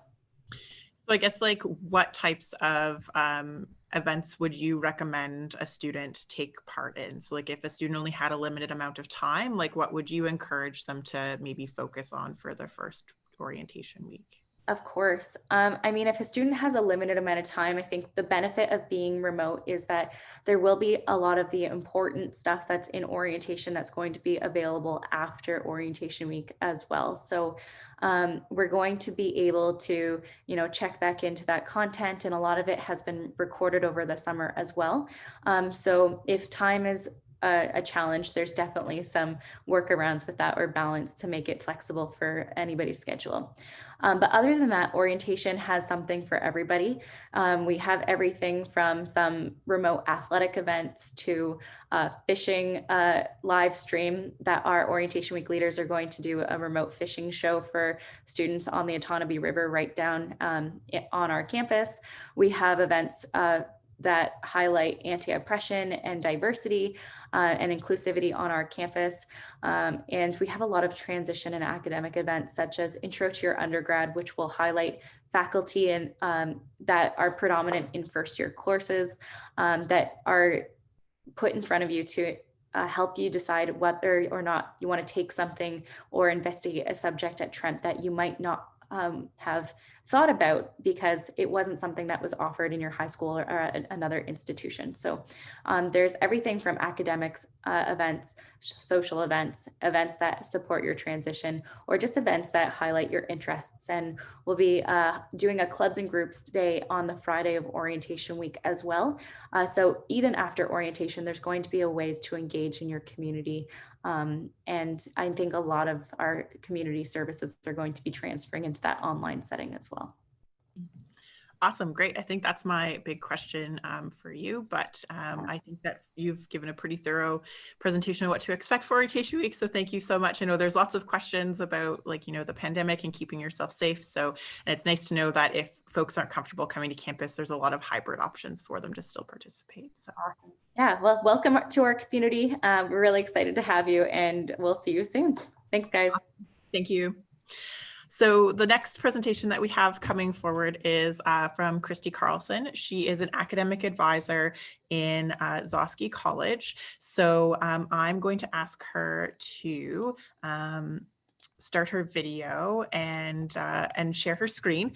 We will be doing as she's presenting, feel free to ask some questions in the Q&A and we'll take them live. So if you, and similar to what Eliza said, we can't, if you have a specific question to your situation, please don't give us your student ID, keep your information private. And if you do have a specific question, I'm sure Christy will go over how to book an appointment with an academic advisor. So I will let you take that away. Great, thanks, Krista. So as Krista mentioned, my name is Christy Carlson, and I am the academic advisor in Zosky College. And I'm here today to talk with you about how you can connect with an academic advisor for a one-to-one conversation, what advisors can help you with, and some additional resources that I think you might find helpful. I'll also talk a bit about some of the implications of transfer credits with regard to course selection. And if you have any questions, I'm also happy to take those at the end. So what can an academic advisor help you with? Well, broadly speaking, academic advisors are here to help you navigate your academic journey at Trent. And at this time of year, that most often revolves around understanding your degree requirements and course selection for the coming year. But as we move into October and beyond, this might involve conversations about choosing or changing majors, might involve switching from a single major to a joint major, or a joint major to a single major. Might involve exploring other degree components, such as specializations, or options, or minors, and exploring other special opportunities that are either inside of your major or outside of your major. Sometimes will involve decision-making with regard to keeping or dropping courses, planning for study abroad, connecting with other resources or support, sports, and many other topics. So as an advisor, I see my role as really helping you figure out how you can achieve what you want to achieve while you're here at Trent. That generally involves exploring goals and then helping you develop plans to achieve those goals. I'm also here to help you navigate any challenges that you experience along the way. As a transfer student, you all have some post-secondary experience already. At the same time, this is still a significant transition as you're coming to a new school, learning new processes. So please don't hesitate to reach out to an advisor if there's anything that we can do to support you along the way. And on that note, how can you connect with an advisor? Well, first thing I want to mention is that while any student can meet with any advisor, we really encourage you to connect with the advisor who is affiliated with your college and to develop a relationship with that advisor. The more context that an advisor has when helping you navigate your academic journey, the more we know about your interests, your goals, your strengths, your concerns and experiences, the better we can partner with you to help you achieve your goals. You may have noticed as I've been talking about the advising role, I've been using words like guide, support, help, relationship. There's one final thing that I want you to take away about the advising role here at Trent. It's that we see both the advisor and the advisee as playing active roles in the advising process. So we're here not to make decisions for you, but to help you develop the skills to make strong decisions related to your academics, as well as skills to problem solve and set goals and plan. So to this end, we ask you to come to advising appointments prepared with questions or topics to discuss, prepared to participate fully in the conversation, as well as to follow through on any action plans that we develop together. This is really how, as advisors, we can best support you and your academic success. Okay, so how can you connect with us over the next few weeks? Between September 8th and September 18th, all advisors in the colleges are doing daily drop-in by phone and Zoom. To book a drop-in appointment during this time, just call your college office on the morning or afternoon of the drop-in session that you'd like to attend. The drop-in schedule and the college office phone numbers will be posted on the advising website today. And the advising website is just trentu.ca/advising. Full 30-minute appointments that are bookable in advance will begin on September 21st. And they'll be open for booking on an ongoing basis starting today, actually. You can learn more about how to book a full appointment on the advising website, but I want to stress that if you have questions about course selection for the fall, please attend drop-in advising rather than booking a full appointment. We really want to ensure that you're settled in your courses for this year as soon as possible. Our full appointments are really geared more towards bigger, longer term planning conversations. So come to drop-in. All right, so I want to talk a little bit about some general points regarding how transfer credits will work in terms of your Trent degree. So the first, most basic point that I wanted to make is that only one attempt at a course will count towards your degree. This means that if you have a transfer credit for a specific course, so for example, Psych 1020H, you don't need to take that course at Trent. If you do take it at Trent, it will show up as a repeated course. And again, only one attempt will count. So unless you have a particular reason for repeating the course, I would recommend that you don't register for any course that you have a transfer credit for. The second thing that I wanted to point out is that we have a university degree requirement that applies to all Trent degrees, that you can count a maximum of 7 credits at the 1000 level, so introductory level courses, toward your degree. Okay?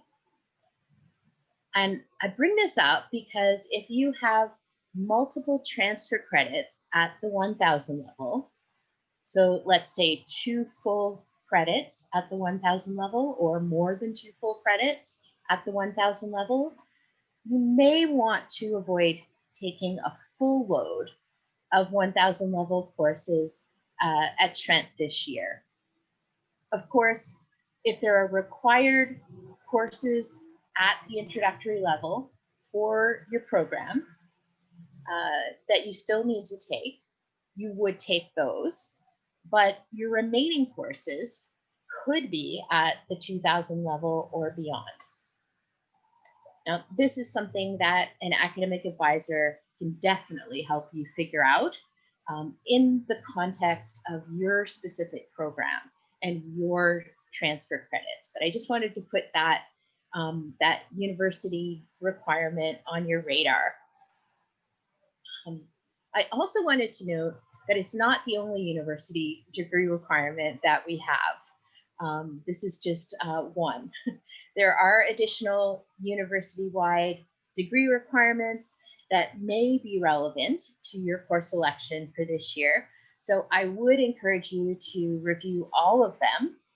They are listed in the academic calendar, which you can access through My Trent, through the Register tab, or just on the Trent website at trentu.ca/calendar. So again, I'd encourage you to review all of the university degree requirements. And again, to connect with an advisor if you have any questions about them, or if you just want to talk them through in relation to your courses for this coming year. Okay. And the third thing that I wanted to address is unassigned transfer credits. So one of the most common questions that I'm asked regarding transfer credits is how unassigned credits work. So these are courses that are listed on your academic record in a few ways. They might be listed as unassigned year 1 arts, or maybe unassigned year 2 sociology. These are courses that you are getting transfer credit for that don't quite match up closely enough to Trent courses to get specific Trent credit for. So if it's an unassigned arts or unassigned science, doesn't quite match up to a Trent major. If it's unassigned sociology or unassigned psychology, then it matches up with a Trent major, but not with a specific course. Nevertheless, these courses will still count towards your Trent degree. But exactly how these unassigned credits will fit into your degree will again depend on your program and the type of unassigned credit that you have received. So this would be another topic that an advisor could definitely help you understand in the context of your program. Okay. And this brings me to the course selection process. So once you understand your program requirements and university degree requirements, you know what your transfer credits are and how they fit into your degree, you're ready to choose your courses. Basically 3 steps here.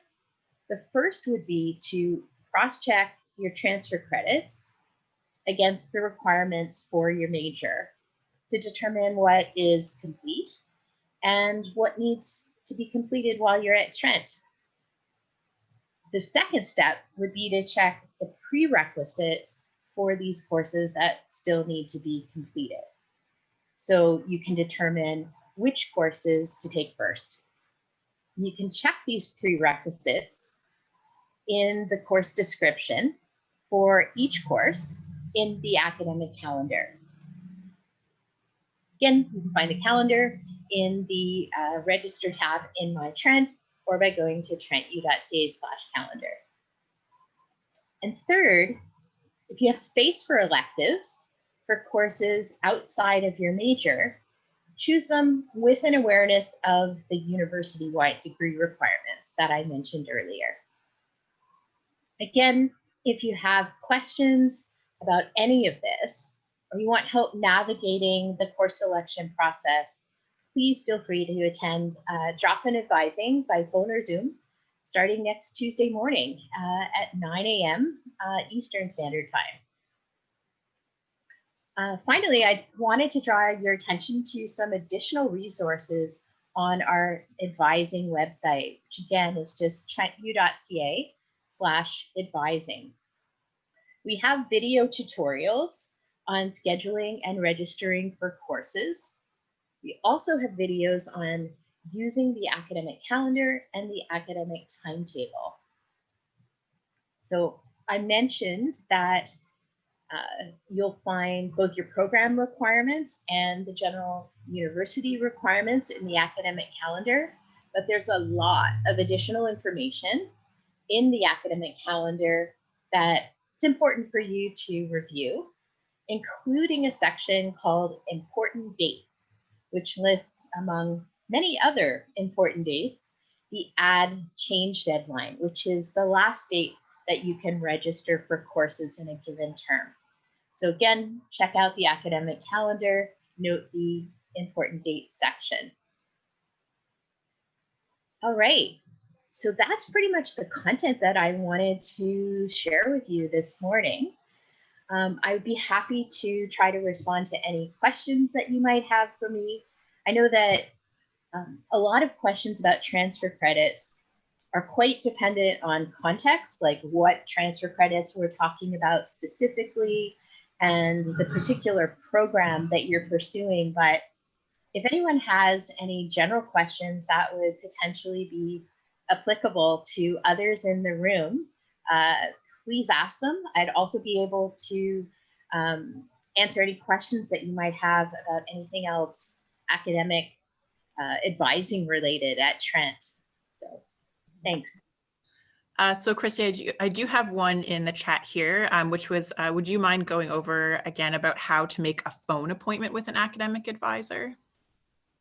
Absolutely. So over the next 2 weeks, which is September 8th specifically through 18th, we are asking you to phone your college office or a college office.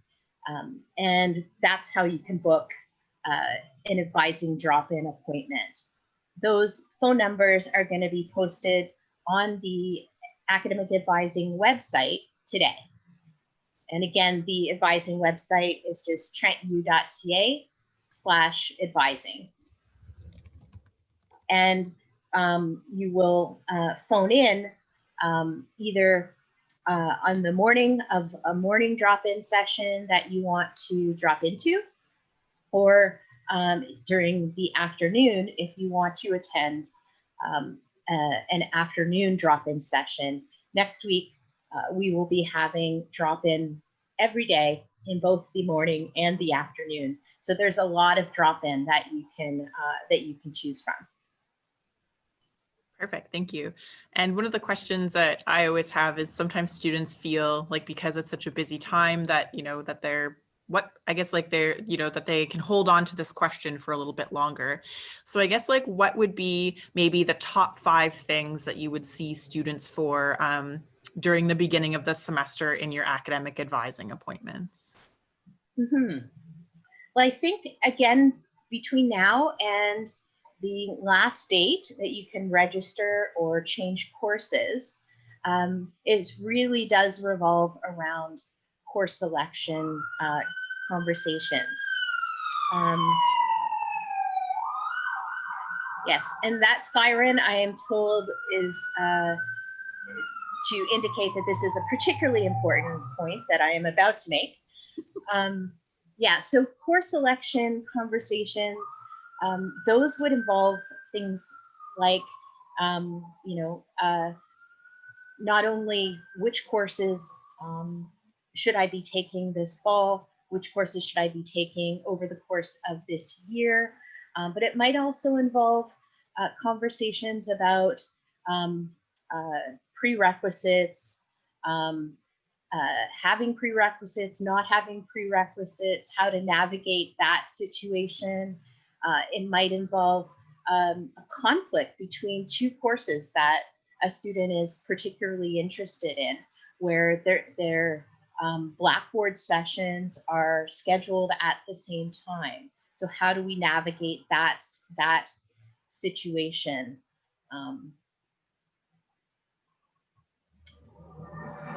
I would say that in addition, sometimes conversations about the possibility of changing a major comes up at this point. One of the conversations that we often have has to do with how we can leave multiple doors open just a little bit longer in terms of a couple of possible majors. Yeah. We also would have conversations about course load sometimes, and the various implications of taking different course loads in relation to a particular student's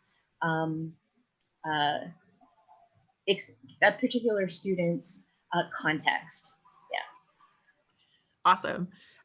One of the other questions that I think I've been hearing a lot from first-year students, and I'm not sure if you can address this one, is, both of my classes, or I want to take these two classes, they're both offered online, but the times conflict. So I really want to take, Indigenous Studies 1000, it's at 5. I also want to take this environmental science class, it's also at the same time. Since they're both offered online and I don't actually have to go to class, can I still take these two courses? That's a great question, Krista.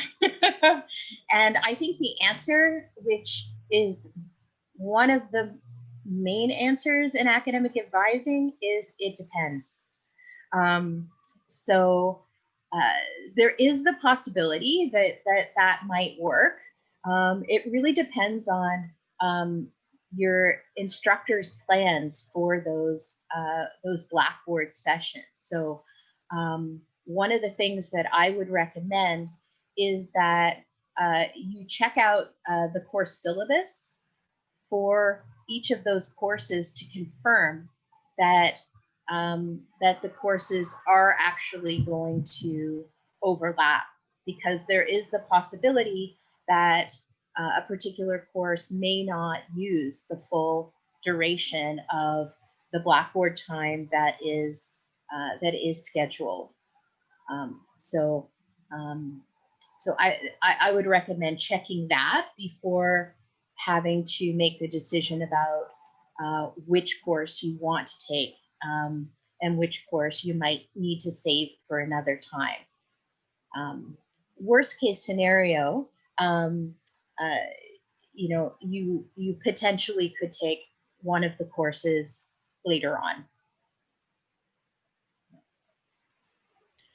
So it's kind of like it depends on your faculty, but probably would advise take the path of least resistance, I suppose, to make sure that there's nothing conflicting. Yeah, that would be my recommendation. Perfect. Awesome. And I don't think I see any other questions in the chat here. Those are the two big ones that I hear from students, especially now with having classes online. If they can take two classes that conflict, all that stuff. So, but thank you for joining us today on this wonderful Friday morning. I really appreciate all the knowledge that you've shared with the students.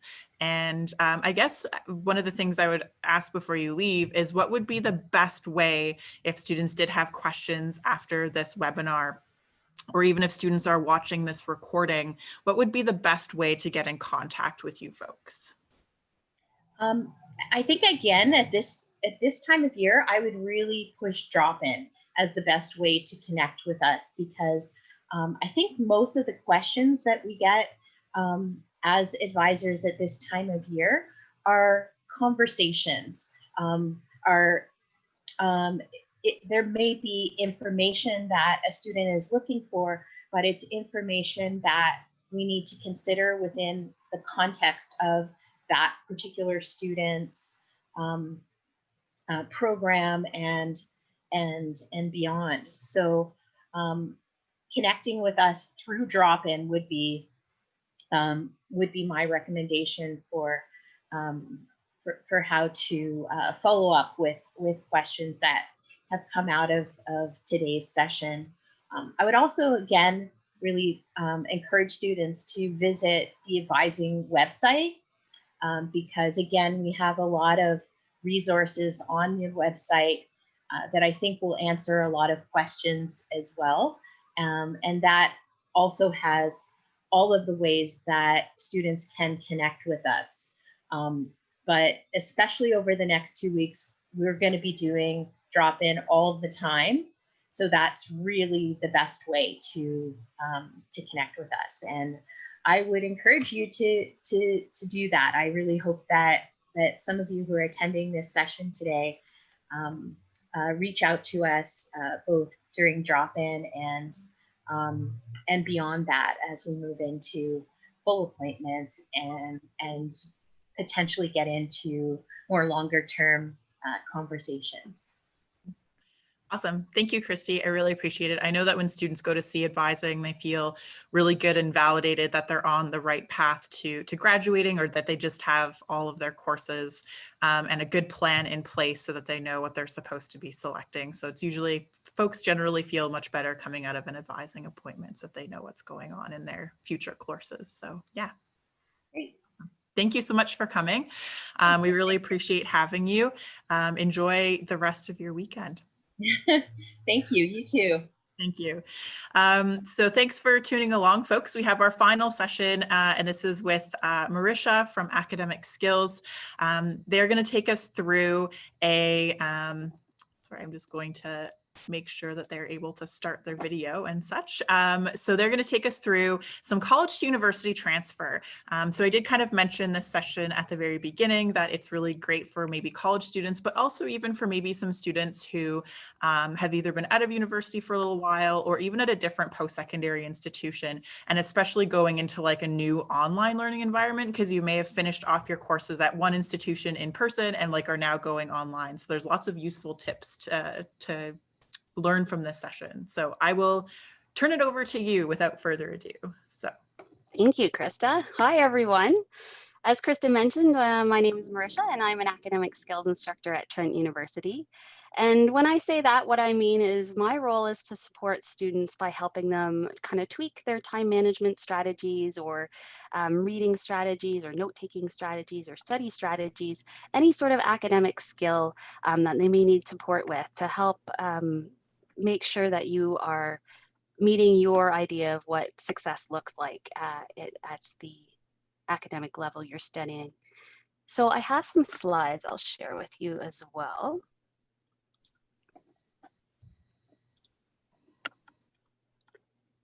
And way before I was an academic skills instructor, I was a swimming instructor. And I worked at this for years. And one of the skills that I taught students was learning how to jump off the diving board. And a lot of the times people felt like this, right? This RJ is a little boy here, and he is terrified. He's got the knees knocking, body shaking. It was his first time to jump off the diving board, and it was a terrible first time because a lot of things were unknown and he was scared. And I empathize with that because I feel like a lot of things that I do for the very first time are scary. But I love the way that Brené Brown, she's a researcher as well as a best-selling author, how she describes these first times. She says they're terrible first times, but how hard it is to be new at things, from small things to global pandemics. When we have no relevant expertise or experience, the vulnerability, uncertainty, and fear of these firsts can be overwhelming. Yet showing up and pushing ourselves past the awkward learner stage is how we get braver. And I love that idea. And I love the fact that we do get braver, and it does become something that feels a little more common and things that are a little more comfortable.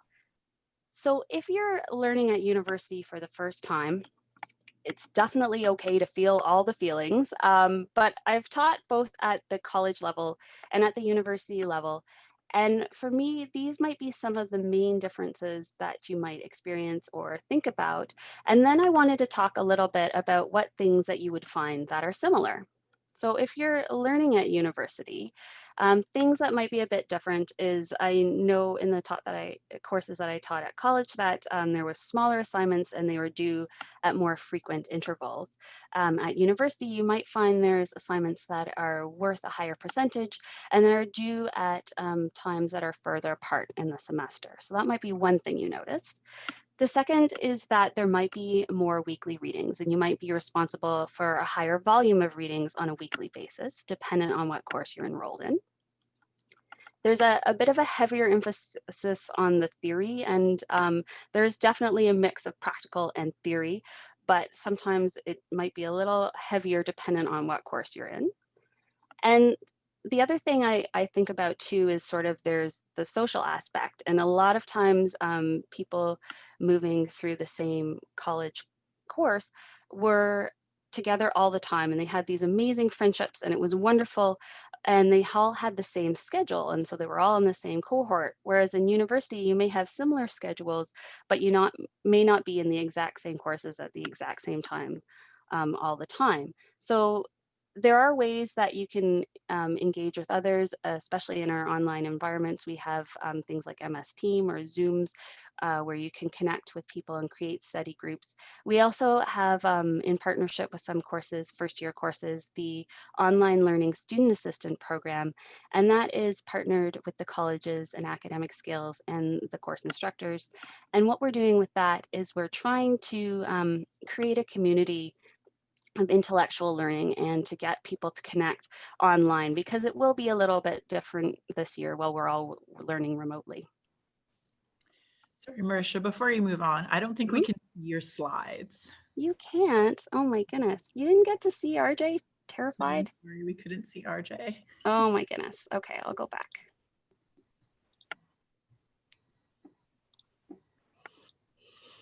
There we go. We can see them now. There we go. Okay, Yeah. perfect.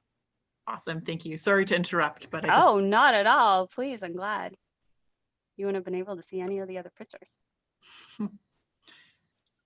Okay, so this was RJ. And then moving forward, these were the points that I had made about learning at university. And then thinking now about our existing skills and how are you studying and what have you used before as study techniques? So we're building on a study system. And usually when I think about a study system, I think about it having these different components, but being central to a study system is time management and making sure that you're able to fit everything into your schedule for your responsibilities for your courses, as well as for your home life, as well as other jobs that you may have, and basically taking some time for yourself. So time management, I think, is critical. But other parts of the system are your reading strategies, and then your note-taking strategies, your review strategies, writing exams, and then thinking about if your system is working or do you need to modify it a little bit. So let's discuss time management a bit first, because as I said, that's the heart of things. And when I think of time management, I think of it in terms of a long-term plan and a short-term plan. And in the long-term plan, it doesn't really matter how you do it. Some people like having big posters, other people have desk calendars. But what I suggest is at least 2 months that you have you're looking forward, ideally a semester, and you look at all your course syllabi and you figure out when all the big things are due. So taking stock of those hard deadlines over the course of the year, so you can figure out when are a lot of things due, when is it crunch time for you, so that you can adjust your schedule and try to get some things done ahead of time, so you're not feeling totally overwhelmed on the week where there's multiple things that are due. I would also include things that are important to you in your home life. So when are there holidays? When are there online events that you want to attend? So making sure you have all that into your calendar so you can see over the long term, but also thinking on the short term and having sort of a day-to-day list of things that need to get done. And then even breaking that down into smaller pieces if you're looking at an assignment and how to break down assignment due dates. What I would do is I would take a look at what is due and then figure out smaller steps on how to accomplish that larger task. So here, for example, if it's a book review, I would think about, well, the very first thing is to read the instructions and understand what I'm supposed to be doing. So that's my very first step. I think it'll need about 30 minutes to accomplish that. And then I would give myself a mini deadline way before the actual deadline when I need to submit this work. And then so on, I would go creating all these smaller tasks, breaking them down into the time period that I might need, and then giving myself a due date so that I can reach my end due date and have everything submitted on time and feel like I've put forth my best effort for this work. The next thing to think about is reading strategies. So there's different types of texts that you may encounter at university. You'll have textbooks, perhaps they're e-textbooks, perhaps there be hard copies, some scholarly articles that you may come across. Some may be different depending on what discipline you're in. They may be empirical articles, so dealing a lot with data and the story of that data in the sciences and social sciences. Whereas in humanities and social sciences, you may get more argumentative articles where someone is trying to support their opinion with evidence. There's also case studies if you're in business or in sociology, social work that you might have to read, as well as reports by governmental and non-governmental agencies. So those might be texts that you encounter. And what I suggest you do when you get something that you have to read for a course is consider the form of it first. So what is the purpose of this text? If it's a textbook, they more likely will have information laid out so that they scaffold it and they're trying to give you basic information and they build on that from there. Whereas in an article, if it's a scientific article, they may assume that you have a level of understanding about a subject, and then they move forward into more details from there. Then what I would do is skim through and look at sort of the main ideas or key findings by looking at all the headings and subheadings in your textbooks as well as in the articles, just to get a sense of where they're going with this article and what are things that they are highlighting maybe with an image or a figure, so that you know that's when you're reading, you really have to focus on that area. So just to demonstrate, I've got a picture here of a textbook. So if I was looking at this, I would first look at the section number and title, and then I would go into the main topic and try to figure out, well, what are they talking about with this reading? And then when things are emphasized in color or in italics or in bold, that might be something that I pay very close attention to. And then looking at the first sentence in a paragraph usually gives you a hint of what the main idea for the paragraph is there. And then I would look and see if they have any vocabulary words that they've highlighted, and maybe I write a list of those as I'm going through my readings so that I make sure that those are things that I know the definitions for, because they may come up, particularly if you're in psychology or biology. Those types of jargon might be definitions that you have to provide on a multiple choice exam.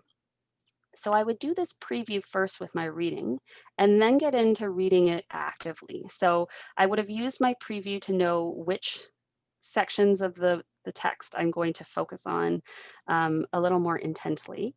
And then I would read things in chunks. So either a page or a section or a few paragraphs before you think about taking notes, so that you're highly focused on the reading part and not trying to multitask and do two things at once.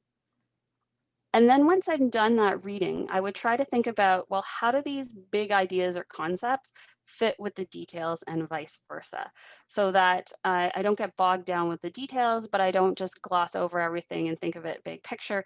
I know key dates, I know key terms, I know key people, key theorists that were involved in this bigger concept. So the beauty actually of having things online and having e-textbooks, as well as having articles, scholarly articles that we read online, is we still have the ability to highlight things and annotate, so write little text to ourselves of things that we understand, things that we don't understand, so that we can have that to go back to and refer to if we need to later on. So those are the main things to think about with reading. In terms of note taking, you'll have to take notes, I would say, for your readings, but as well as after watching lectures. So now that we're moving remotely, taking notes for online lectures might be a little bit different. So what I suggest you do is thinking about having a time and a location to watch the lectures. If content is asynchronous and so it's recorded, and we know we have to watch it, but we watch it at a certain time, research shows that we tend to procrastinate and not watch it when we should. So if you have a schedule where you think of, I am always going to watch my lecture for this course at this time, and I'm going to watch it in this room in my house, then you know when you have to get it done, and it's a place where you feel more comfortable to be focused. Similar to your readings, what I would do is prepare before the lecture and think about what the professor is going to be speaking about. So you could take a look at your syllabus and try to figure out the topic of the day and how does that relate to the bigger learning outcomes for the course. I would think about too, if you can watch a little bit of the lecture, if it's recorded, and then you can break it into shorter segments so that you don't feel fatigued or overwhelmed by the information that's coming at you. If it is a synchronous lecture, a lot of profs are also recording this. So if you do miss some information, you may be able to go and look at the recording afterwards. Things to do while you're listening to the lecture is to listen actively. So a lot of times there'll be some keywords that the professor will give, and that might be something I would take a note on. So if a professor is saying something like, this is a significant factor because, that's something I would write down. But if they said, as an aside, or it is interesting to note that this occurs, then that might not be something that's as important to write down. So you don't need to make sure that you're writing every single word down. You're writing down the key points after these keywords. And I would suggest taking notes during and then after you've seen that segment. So notes that you've taken before, and then after you've had a few minutes to process and think about the information you just heard, write some additional notes down. So those are key ideas I would think about for note taking.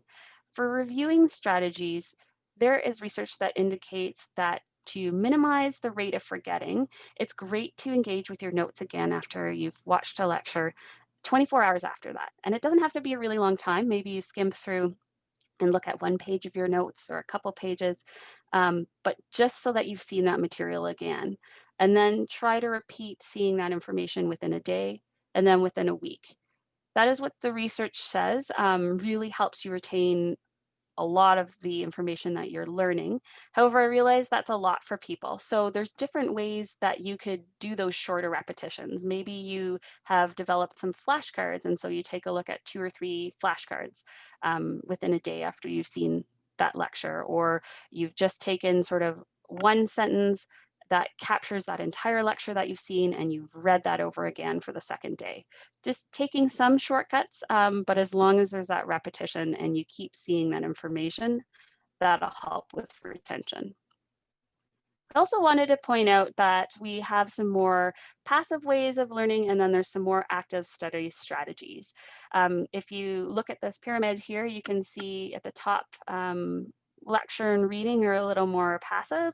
When you get into more discussion, so potentially you have a Zoom call or you have an MS Teams call with one of your colleagues from class and you discuss some of the material that you learned, or you develop a study group, or you practice doing things. So maybe you create practice questions, or there's practice questions for you to try.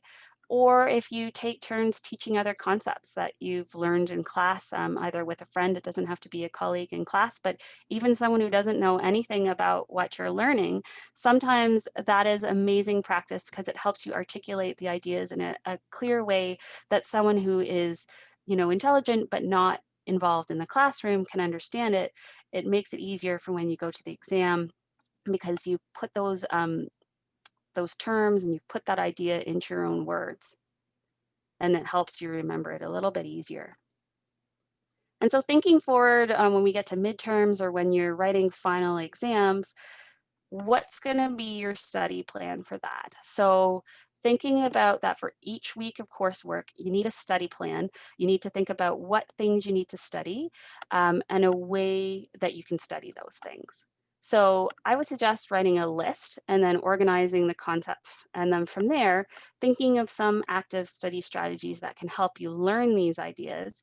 And then give yourself like a practice quiz or go through an old midterm, if it's final exams, just to see what you know and what you don't know. And so then I would focus your attention on the things that you don't know, and not sort of waste your efforts again on going over the material over and over again of things that you've already got down pat. So as part of this, for the exam strategy for the first part, I would even maybe write out a little table like this and think about, well, what course am I studying? When's the exam date and what time? Do I know the format of that exam? Is it an essay, or is it going to be a multiple choice question test? And if so, what's the content that I need to cover? I know for this test, it's going to be 5 chapters. I have to know concepts, terminology, and theorists. And then I can think of the strategies that I can implement to help learn that content. So maybe I want to try flashcards or study charts or practice questions, and then do a practice test to make sure I know where I need to focus my area of study. And then I sort of gauge from there how much time that's going to take me. Which brings us to our second part. When I figured out, okay, if it takes me 15 to 20 hours, then I will block off each day on a calendar how long I'm going to study for and what I'm going to study, so that I can make sure that I have enough time to review all the material, particularly for an end of term exam. When you're in the exam, I would think about planning your time so that you're noting which questions are worth more value, and maybe you spend more time on those than those that are less worth less marks. If you have a test that has a mix of multiple choice questions and essays, I would suggest you try the multiple choice questions first, because it helps you review that information and really gets you kind of now into the mode to think a little more about the synthesis or those more complex questions for essays. It's always best to answer the easiest questions first, not only to get yourself thinking about that key information, but also to make you feel better to know that you got this, and you can move forward from there. It's always great to leave yourself a little bit of time to double check your work as well, so that you can feel confident when you're handing in that exam that you've done your best work. Some things to think about after the exam, particularly for the midterms, if you receive them back, is to review any questions that you've missed, read any feedback from your instructor, and then think about how you prepared for the exam, what strategies you used, what worked, what didn't work. And then you can think about using this to approach your next exam. And if things didn't go as well as you had hoped, be kind to yourself. It's one test, one exam. If you treat it as a learning experience, then you know for next time how you need to modify your study strategies. And you can think about your system in its entirety. Maybe it wasn't your study strategies at the exam period. Maybe it was something other than that, like your time management or your reading or your note taking. So continually evaluating how your study system is working. And if it's not working and you would like some assistance with how to modify that, please feel free to come speak with us at Academic Skills. We hold 45-minute individualized appointments with students. And you can book an appointment with us using the student experience portal. And I've indicated here the website that you can reach us at. We have different types of appointments this semester. We have Zoom meetings.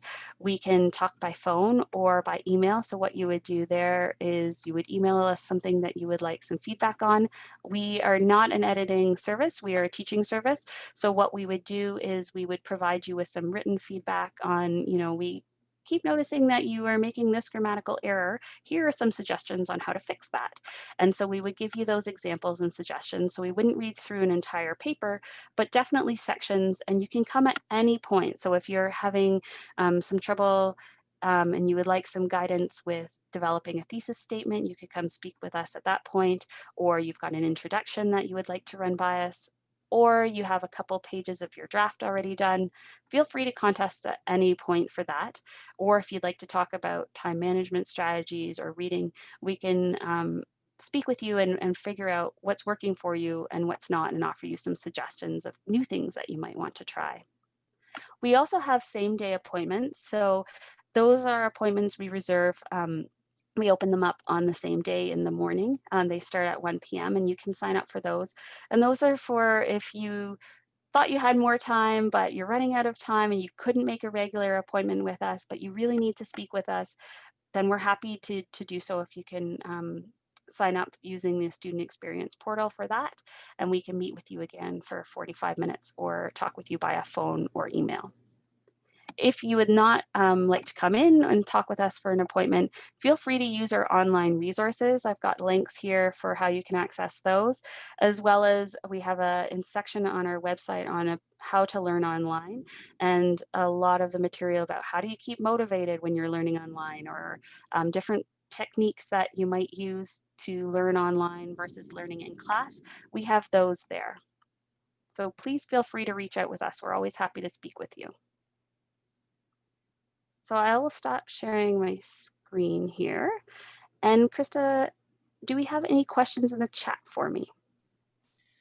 Sure. So I think the biggest question that folks were asking were for your slides. Oh, I know. I'm sorry. My goodness. With Zoom, I am learning something every day, and I thought I had clicked share, but I guess I hadn't. So I apologize for that. I think it's a lot of Krista, good information, and we are recording the stream, so we are posting it, but I do have the capability of sending out slides to people who have attended. So I'm not sure what your feelings are about that, but I just wanted to, that's the big question that's in the chat right now. Okay, of course. Yes, you're more than welcome to my slides. Krista, if you have a way to disseminate them, then I'm happy to share those with Krista, and she can get it out to you, to anyone who's interested. Yeah, perfect. I think that's the one big question that we had so far in the chat, but I think we had a little bit of a question earlier when we had our panel that I'm going to kind of scroll back to and what your opinion is.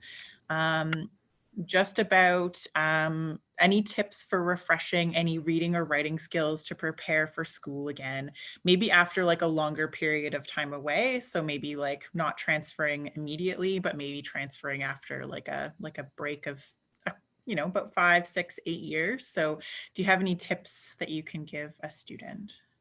Yeah, I think I would try it out first, just to see how you feel about reading a textbook. So if you have access to something online, you could just take it out and then start reading and see what kinds of things you're doing, because a lot of it is that detective work to figure out what are your strategies, what are your behaviors, what do you consider a good practice, and then from there it's figuring out, well, how do you need to tweak it? So if you pull out this textbook and you just start reading and you notice yourself sort of randomly highlighting everything, and then you go back and you notice there's only 2 lines of text that are not highlighted, maybe that's not the best strategy. And so that's when you have to think about revising and saying, okay, well, now I'm going to try it with a preview. So you go through and you preview and you look, okay, well, these 2 things are highlighted. Maybe I'll focus my attention on that. And then you go through a second time with your active read, and then you're looking at it and you notice, oh yeah, okay, this is where I'd want to highlight information and write myself a little annotation on the side, like, yeah, I have no idea what this term means, find out what this means. And then I do understand this part, and look how it connects with this other part of the reading. So I would suggest it's that trying.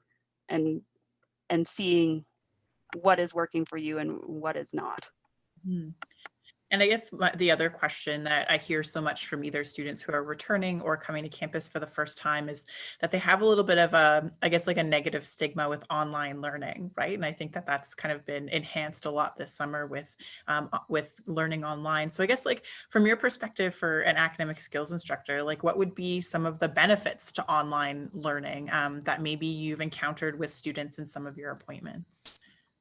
I think comfort level. I'm like ecstatic that I can stay home and work in yoga pants all day. So I think, you know, that's part of being in a comfortable environment helps you learn better. So I think if you are in a familiar atmosphere, so you're in your home, you can wear things that you can wear pajamas, no one's going to see you. You can feel more comfortable in your physical environment. I think that it helps clear your mind so that you're ready to think more about the material. I also think the other benefit is a lot of things are being recorded now. And so that gives you the opportunity. I wouldn't suggest, you know, rewatching entire lectures multiple times. You just won't have time for that. But if there's a certain section of a lecture that you didn't understand, for certain, I would go back and I would look through it and listen to it again multiple times. So I think that's a benefit. There's also going to be in some courses transcripts available. So if you don't have time to go see that video, then you can also take a look at that transcript and read through that section that's of importance to you. I think too that there's lots of resources. I think that this is new for everyone. Like, as I was saying before, this is a terrible first time, this pandemic. And so moving everything online, though, doesn't have to be terrible once we get more comfortable with it. So I feel like once we've moved past this initial stage of feeling comfortable with our technology, then I think there's a lot of benefits, such as being comfortable in our physical environment, being able to revise things at our leisure, being able to watch things at our leisure too. I think it's a benefit that we can fit things into a time schedule that works for us. So if you have childcare responsibilities, or if you're caring for a parent, or if you have additional jobs, or any other kind of activities that you're doing, you can fit in your schooling because you don't have to physically be in lecture. I think it fits into our schedules a bit better, as long as we make sure that we're consistent and we do maintain watching those videos. Awesome. Yeah, very, very true. It's always like, I always think about that when we're recording this live, like people are like, oh, like, can I have, like, is it going to be recorded? And I'm like, yeah, but like, when are you going to make time to watch it is like the big question, right? Yeah. So the other question that I have in the chat is maybe in terms of like either time management or with deadlines, but let's see if what you can answer with this one. So for classes that are not 100% online and like don't show, or that are 100% online, so like our web courses, do they have deadlines like normal classes? And do you go at your own pace, or do you follow the class? It depends. It depends on the instructor and the way they have structured that course. So I know there's some professors who say they've developed 5 or 6 modules, will upload all 5 or 6 modules at the beginning and say, have at her. Other professors will upload a certain module at a certain time and say, okay, you have until this date to work through those materials, and then I'm going to post the next one. So it depends on the instructor and the course. Yeah, I took an online course this summer and the instructor released modules like weekly. So like, I think it was every Monday they released a section, and you kind of had a deadline to complete certain things for marks and discussion. So it was like, there was kind of a schedule, but then we also had similar deadlines in our syllabus as well, which was like, you know, your final project had to be due by a certain date. So, and I have also taken online courses where it was just like reading through the materials and then you had a final exam. So you're right, it really does depend on the course and the professor. So yeah, awesome. I don't think I have any other questions in the chat because you're not the expert on where to find textbooks. So.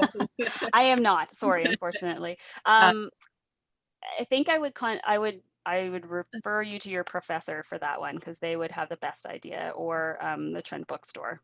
Yeah. Oh, this is a good question, actually.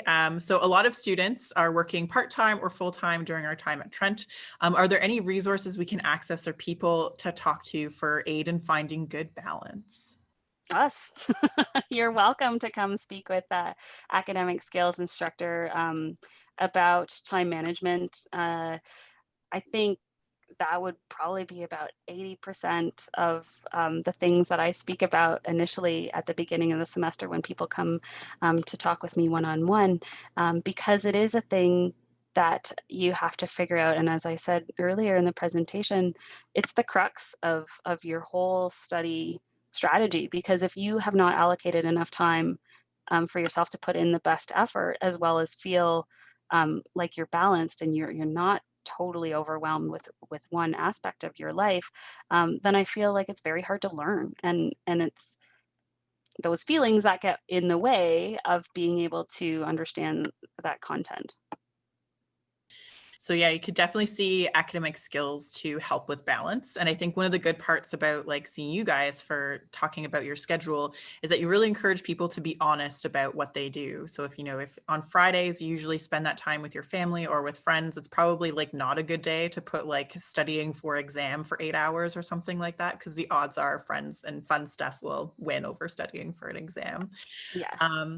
But students can also like see Rebound if they want like a peer mentor as well. So Yes. the Rebound guide. So we talked about our Instagram, so it's Trent Rebound, but trentu.ca/rebound, you can book an appointment with somebody to meet weekly, because I'm sure that you've seen students where you may have suggested something and they tried out a time management technique for a week and maybe it didn't really work so well. So being able to come back and be like, okay, so what worked and what didn't, and where can we go from there? Definitely. And like you say, it is being honest with yourself and knowing what works for you and trying different things and not being afraid to try different things. Some days with my time management, I have a color-coded schedule that's lovely and all laid out in a calendar. And other days I have a scrap of paper that says, you do these 2 things and you do them today. So it depends on the day. It depends what will work for you.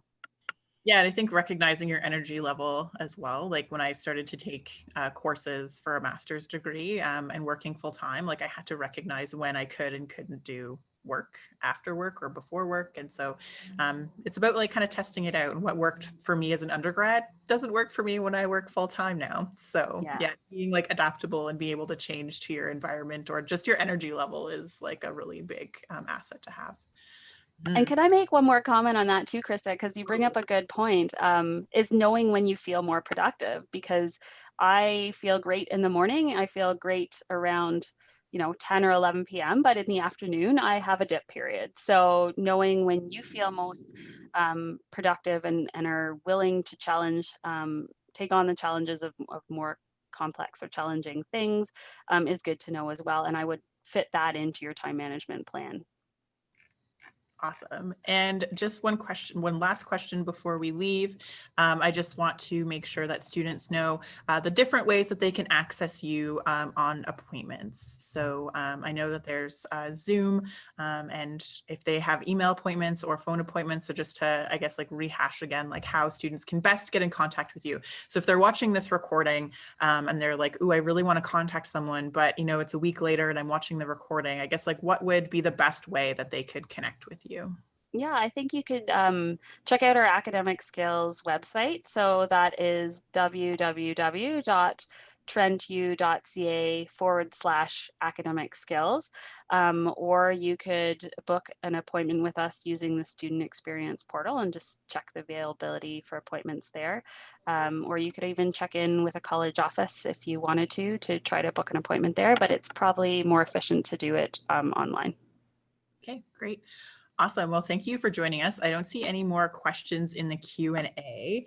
I think we've answered them all, but thank you for taking the time to connect with us. And I will send out the slides to folks who attended the session so you can kind of see what you went through. Make sure that you actually find time to review the slides and put that into your to-do list and your schedule if you want to, or keep them on hand if you are like, what, I heard that advice before and I need to go back and find it. But we will forward out the slides as soon as we can. So, and we appreciate your time. Great. Well, thank you and good luck everyone this year. I hope you do really well with your studies. And as I say, please feel free to contact any of the academic skills instructors. We'd love to hear from you. Perfect. Thank you so much. Bye, everyone. All right, folks, thank you so much again for joining us today. So that's the end of our day. And I really appreciate you taking the time to check us out and to learn about all the things that we have at Trent. If you do have any other further questions, you can contact us at rebound@trentu.ca. We're more than happy to forward you on to the right person, or an upper year student can connect you with the right answer. And we look forward to seeing you back at your orientation and seeing you around campus eventually, but seeing you virtually. So thank you so much for coming, and we really appreciate you being here.